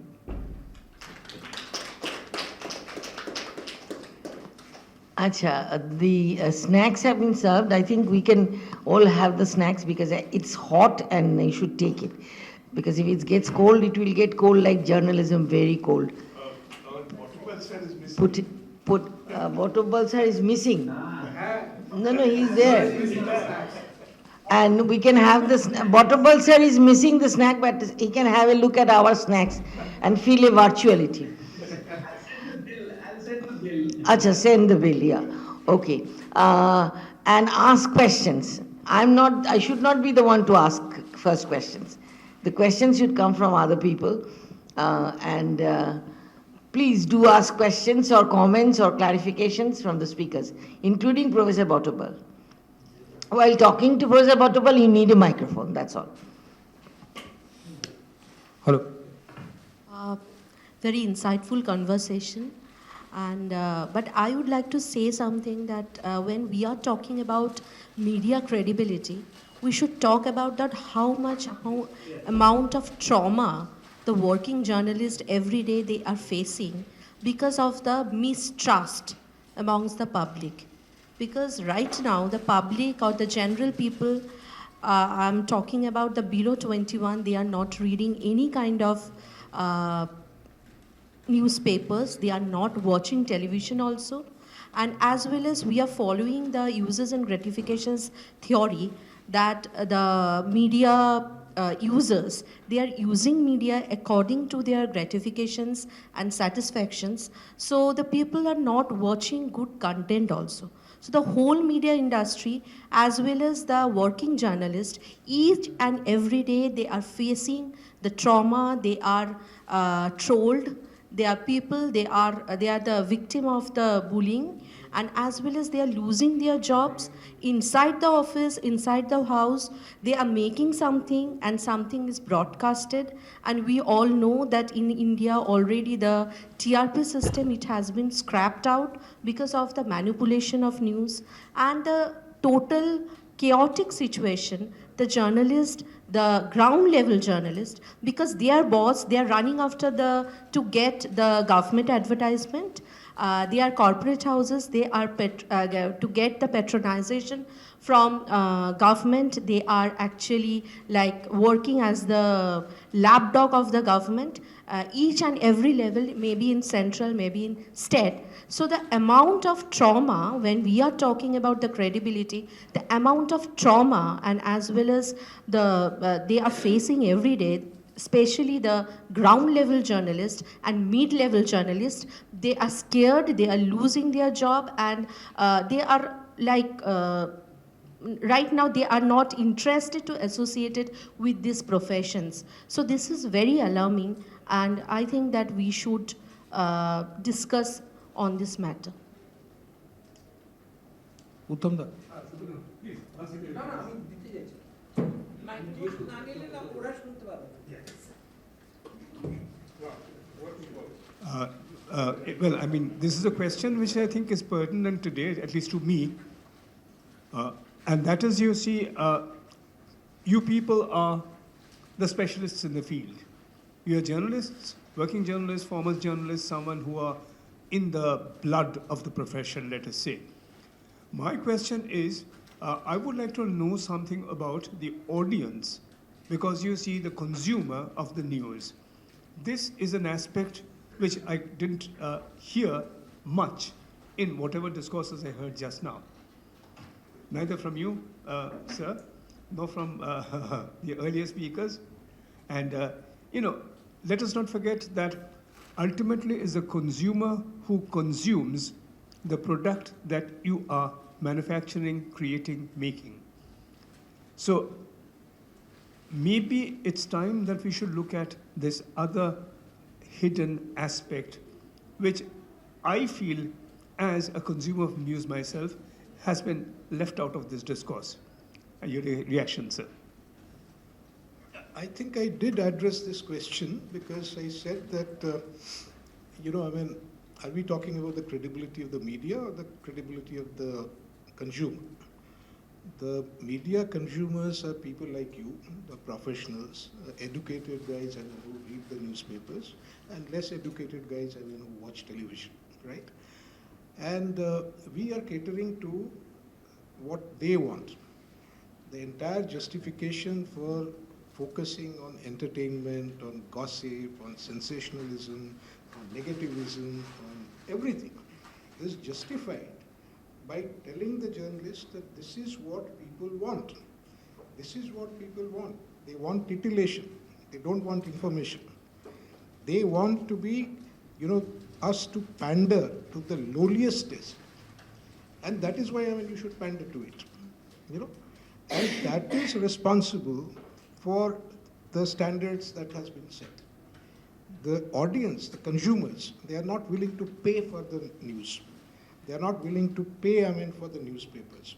They are happy to, pay, 1 rupee invitation price and to buy a 20-page newspaper.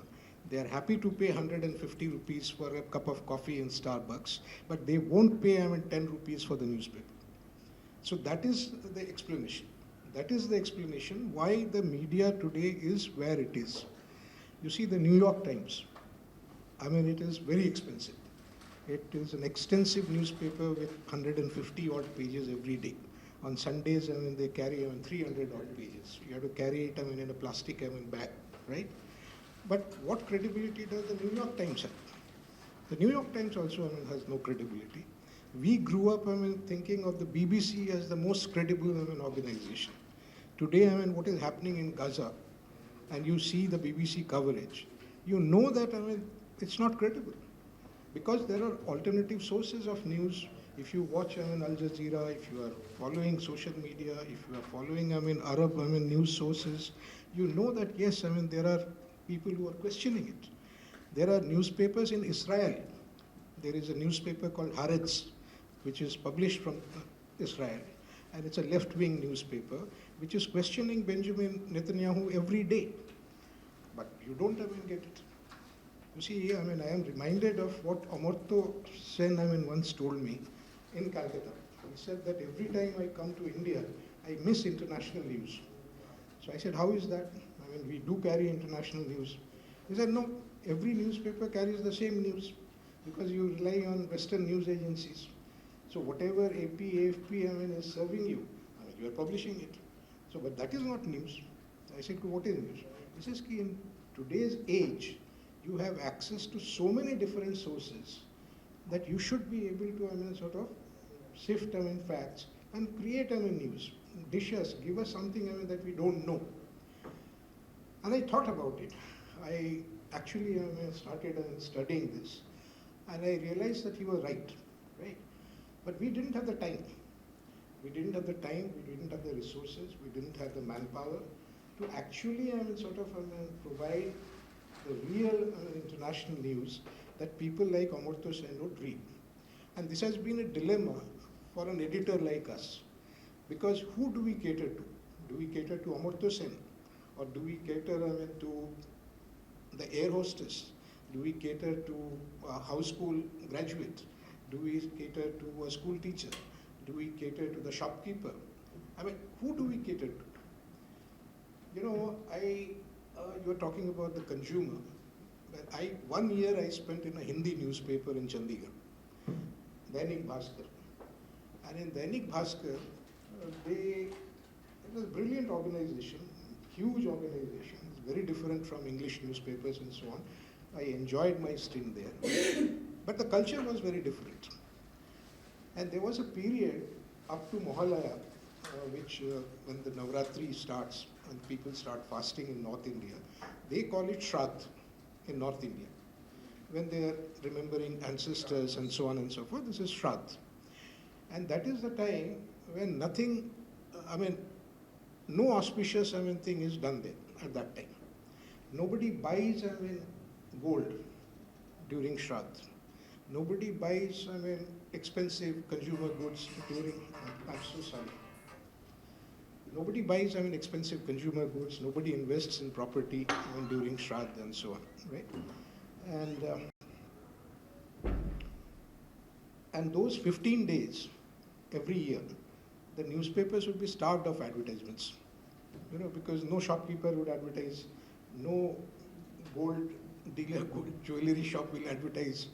Nobody is going to advertise. No car automobile company is going to advertise, and so on. And one day we received a news item that these 6 astrologers have said that Shraddh is also an auspicious period. And it is possible, it is auspicious to buy stuff during Shraddh, with the instruction that this should be carried on the front page across all the 42 editions of Dainik Bhaskar. And the copy was edited in Bhopal, which was the Dainik Bhaskar's headquarters, and it had to be carried, right? And we later on realized that this was a marketing push. This was a marketing push to make sure that, to reassure the shopkeepers that, look, this is nice, during Shraddh, you can advertise.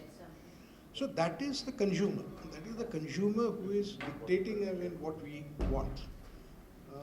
You will enjoy Guru, Pradeep Guhu, the great marketing guru, the PG.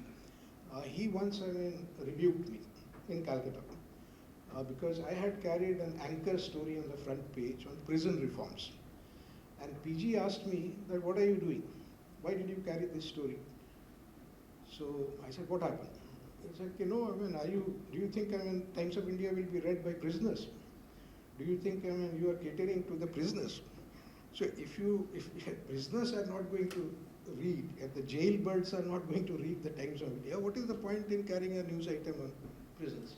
Now that is the kind of philosophy, which guides the mass media, the commercial media and so on. Uttam, you So- are actually saying what the change that has happened. Like a No, person like Pradeep Guhu dictating what should be carried.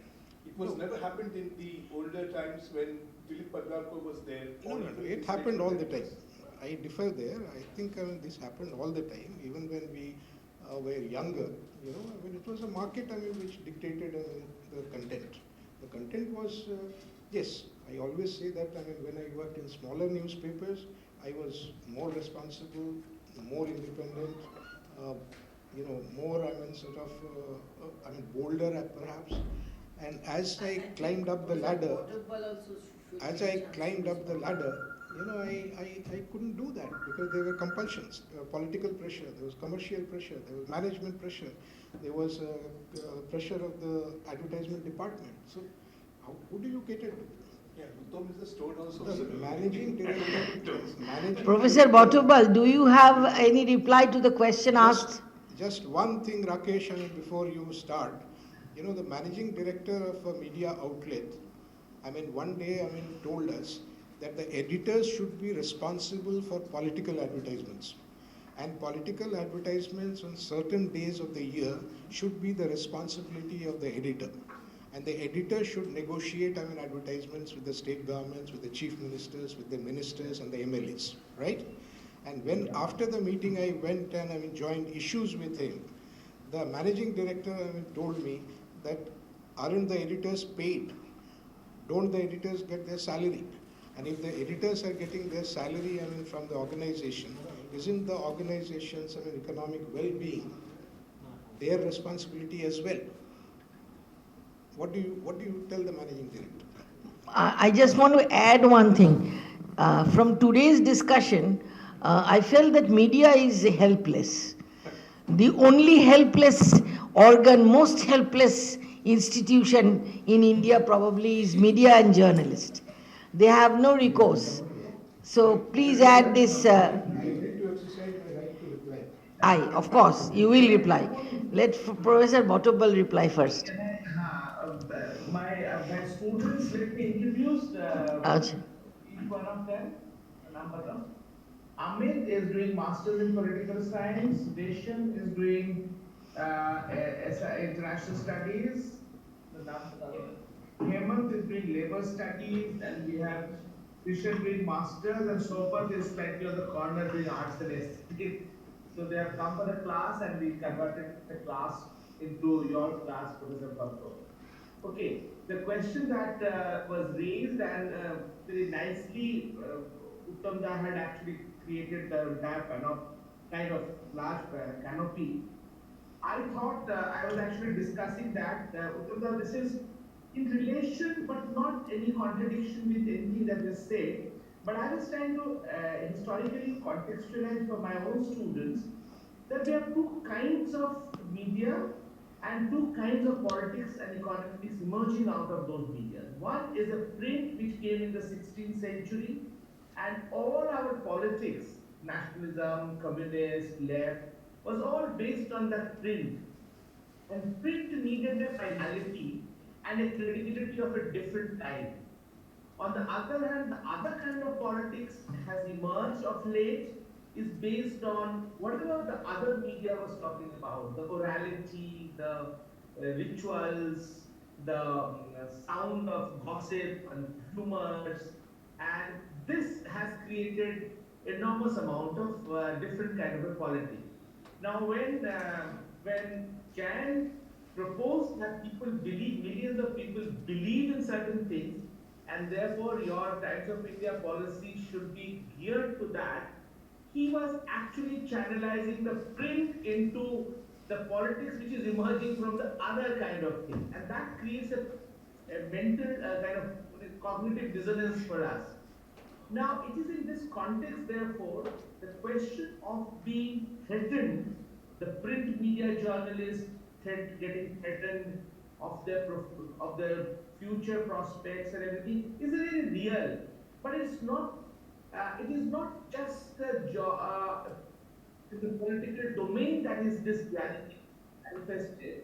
But I'm also thinking of the way the change in media is also threatening our life balance of our earlier assurances, security. We were very secure in print, but we are not secure in how to handle a rumor.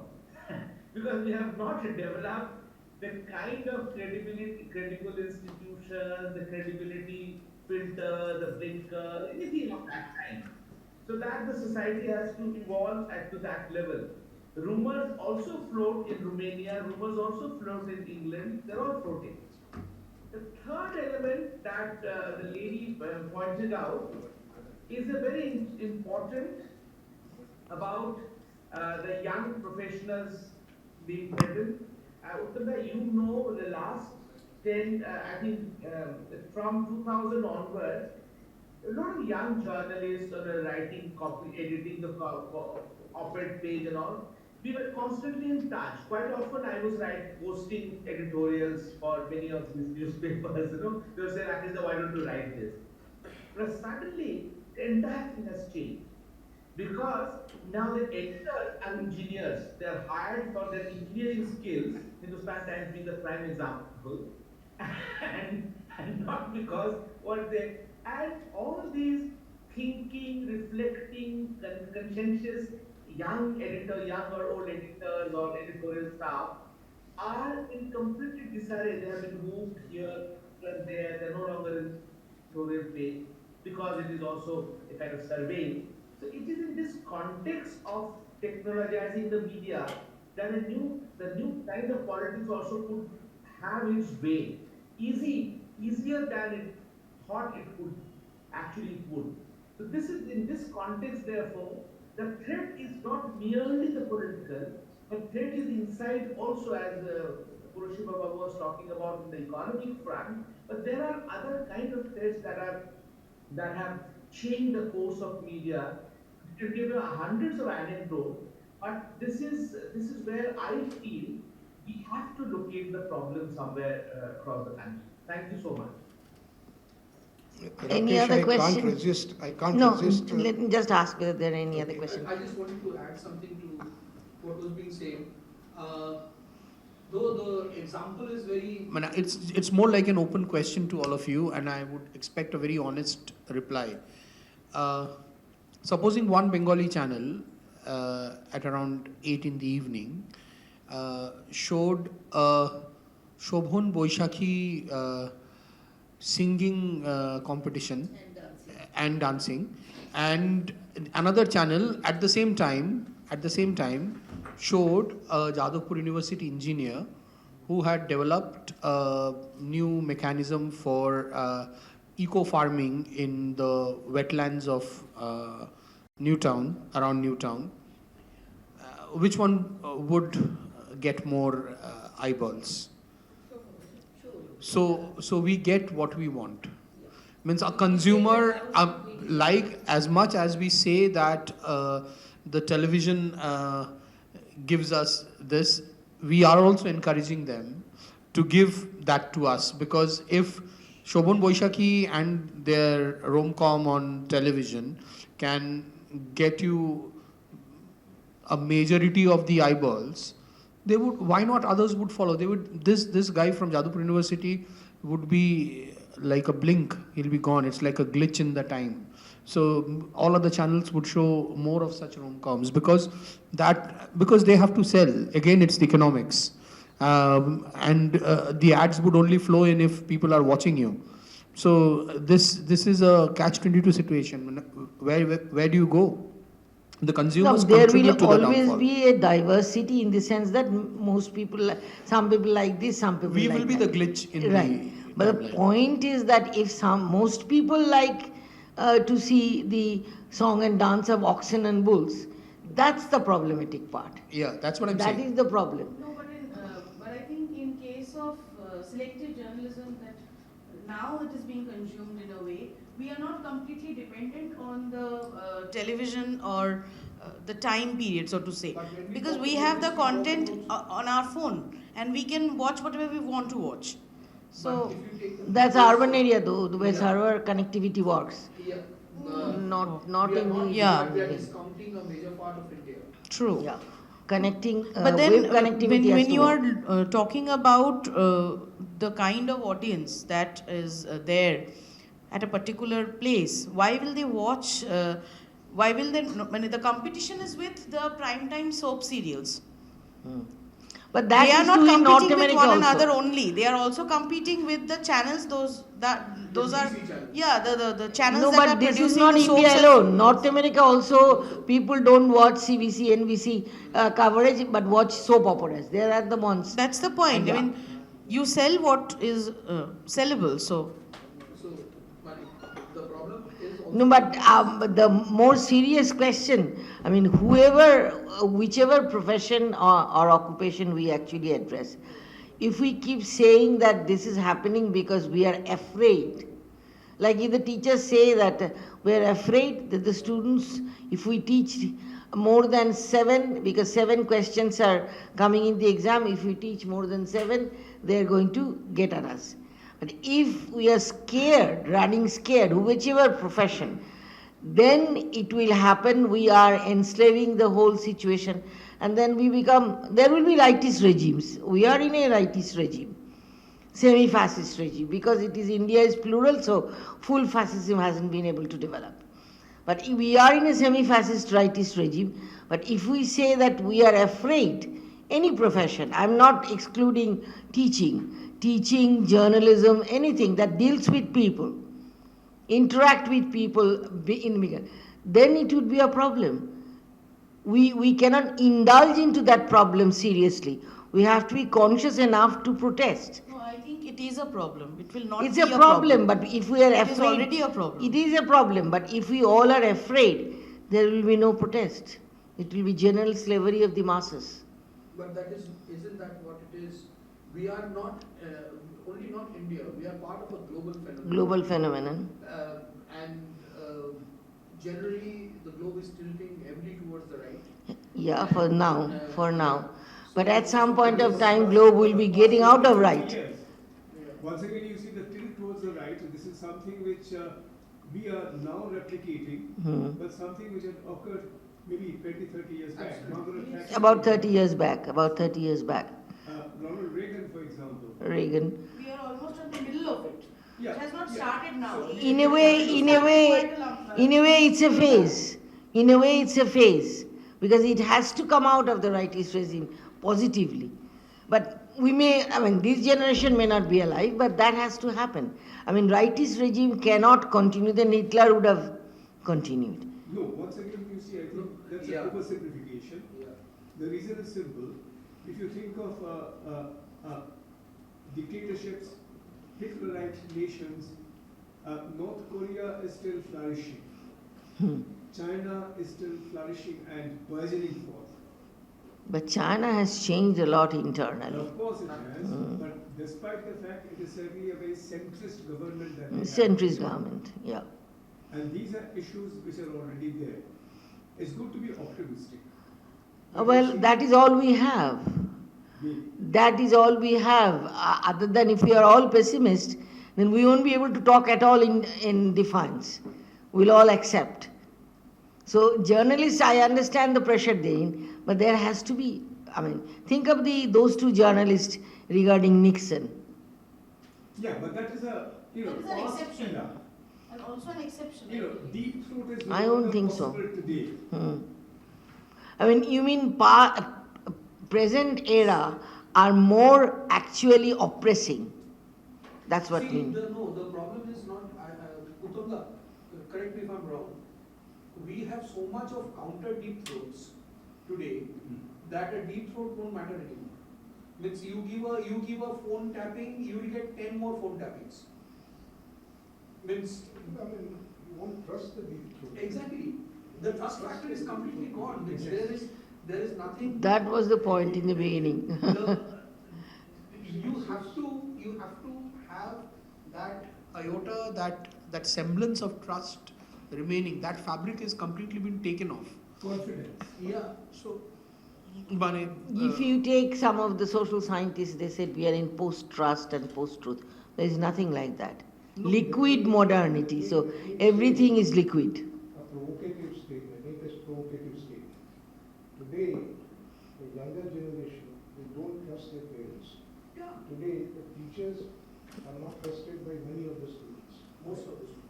The university is not trusted by a large part of the faculty, right? The political system is not trusted by a large number of people. The judiciary is not trusted by a large section of civil society, right? So that trust there is a trust deficit. There is. And my submission right from the beginning is that it is fine to talk about the crisis of credibility that the media has. But the crisis of credibility is Of not the society at large. Is not confined. I'm not condoning the media. No, absolutely. I'm not saying that media is, sacrosanct. Media is like the holy cow and so on and so forth. I'm the first one to admit that no, media is weak. Media It's is under attack. See, the World Economic Forum in 2017, they carried out a survey and they printed it saying that India has the second most corrupt media in the world. Absolutely. Imagine.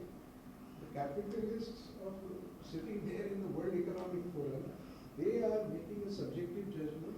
They are saying that India has the second most corrupt media in the world. Right? So there is corruption, there is bias, there is political sort of affiliations working and so on. But if the solution is convergence, if you think that you have the option of getting whatever you want on your smartphone, That's and wrong. that solves all the problems, then there is no point. There is No, problem. but that's not Everybody true. can live happily ever after, right? That's my submission. Yeah. Everybody can live happily ever after. Absolutely. But then the next point, which someone raised, is about the suffering of the working journalists, right? Now, I personally feel, and that's my personal belief, that journalists are no different from other members of the society. And if other members of the society are facing the brunt of oppression, journalists cannot be privileged to pretend that they are so special that they are going to escape under that oppression. The journalists will also be subjected to that oppression. That same oppression. Same oppression, of course. So we are part of the society. And this crisis, the threat that we are talking about, is not, it's coming from the media, yes, but it is also coming from everywhere else. So Yeah, but we are there looking is at one small difference. One last thing, that can the media change itself? Like Burushik was talking about self-regulation. Can the media change itself? Like he said, that earlier the media used to fight. So the expectation is that the media should fight, the editors should fight, the working journalists should fight for ideals, for freedom, for the right of others, right? And get into jail. Let them go into jail. They are journalists. Journalist has been jailed for a long time, yeah. Right? Hmm. But others, can sit quietly. They can accept whatever No, is no, given. no. Tell me, one example of a teacher who has rebelled and resigned his job. One example. There are lots. Give me one example. There are Give me lots. one name. I mean, at the moment I am just not remembering names. There you are. But no, because in the last 10 years I don't know. But before that it has. Let me tell you that when we talk about the media, there are media outlets which are free. No, there is are one media important outlets which are difference. independent. No, There are media outlets which are media independent. has more There are impact media than an outlets- ordinary teacher. Exactly, that is what I am saying. That there are media outlets even in India which are free, which are independent, which are bold. Small which are ones, standing up yeah. to the government. And the farther you go, from Delhi, Hmm. the more fearless the media becomes. The media is more free in Bombay and Bangalore and Chennai and Hyderabad and so on, or in Guwahati and so on, than in Delhi. The closer you go to Delhi, you feel that oppression. You feel the pressure of the political thing. Just as if you go to Bombay, there is a commercial pressure, corporate pressure. You can't come and speak against Ambani's. You can't speak about Adani's. You think any media outlet will survive by speaking against Adani? No, MPs are not surviving, so how can media outlets So survive? politicians are not surviving, so how can the media survive? So the threat is coming from all directions. And my submission and my original remarks was that, the society needs to change. And as Arindam rightly said, the people get the media they deserve, just as they get the government they deserve.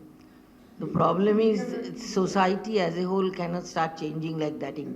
So part, uneven changes, partial changes. That's right. And there will always be, people who will stand up.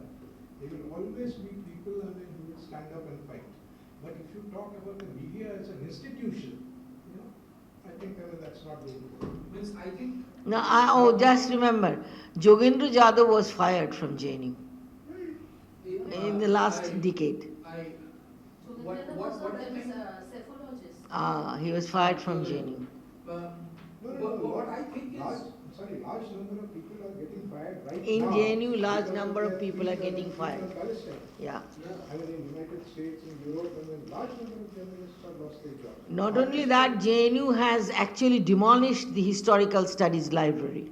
One of the best library on that. I think what we are all trying to say, I don't know, we can have a consensus in this, or we can vary also.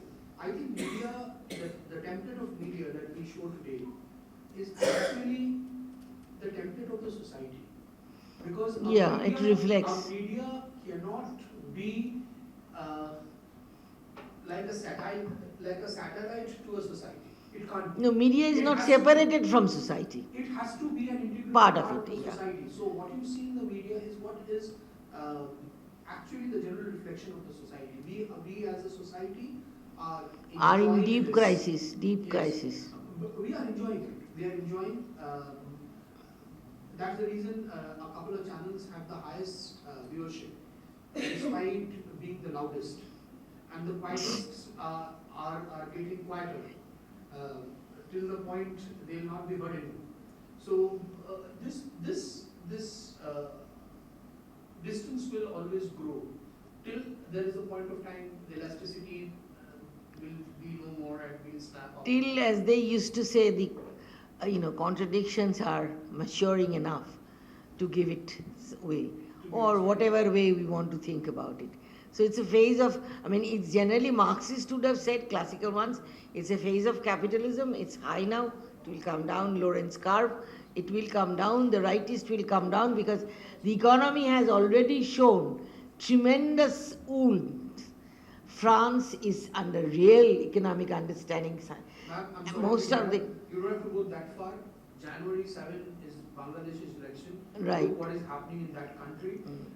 The entire European nation, the entire American, the entire UK, they have all come down on Bangladesh as if their existence depends on Their Bangladesh's existence election. depends on Bangladesh. Right. So we don't, we are connected, and that's why we are actually so disconnected. Professor Botobal, thank you very much. Thank you very much. We are ending it, but this is only a beginning of an end. Another beginning of another beginning. Ending of another beginning.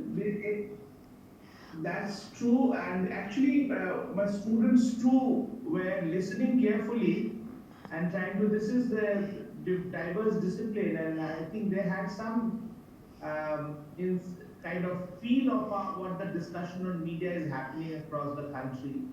So thank you for that, giving them an exposure to a kind of creative thinking on media. And I was actually explaining many of the things that I was connecting them to the argument of Uttam Da and Guru Babu and yours argument. That's it. So thank you very much.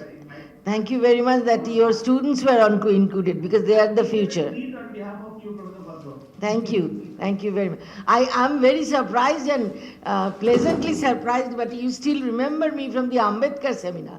That was 20 years back almost. I have a very sharp memory. It seems that way. Thank you and goodbye. Thank you. Okay. Thank you.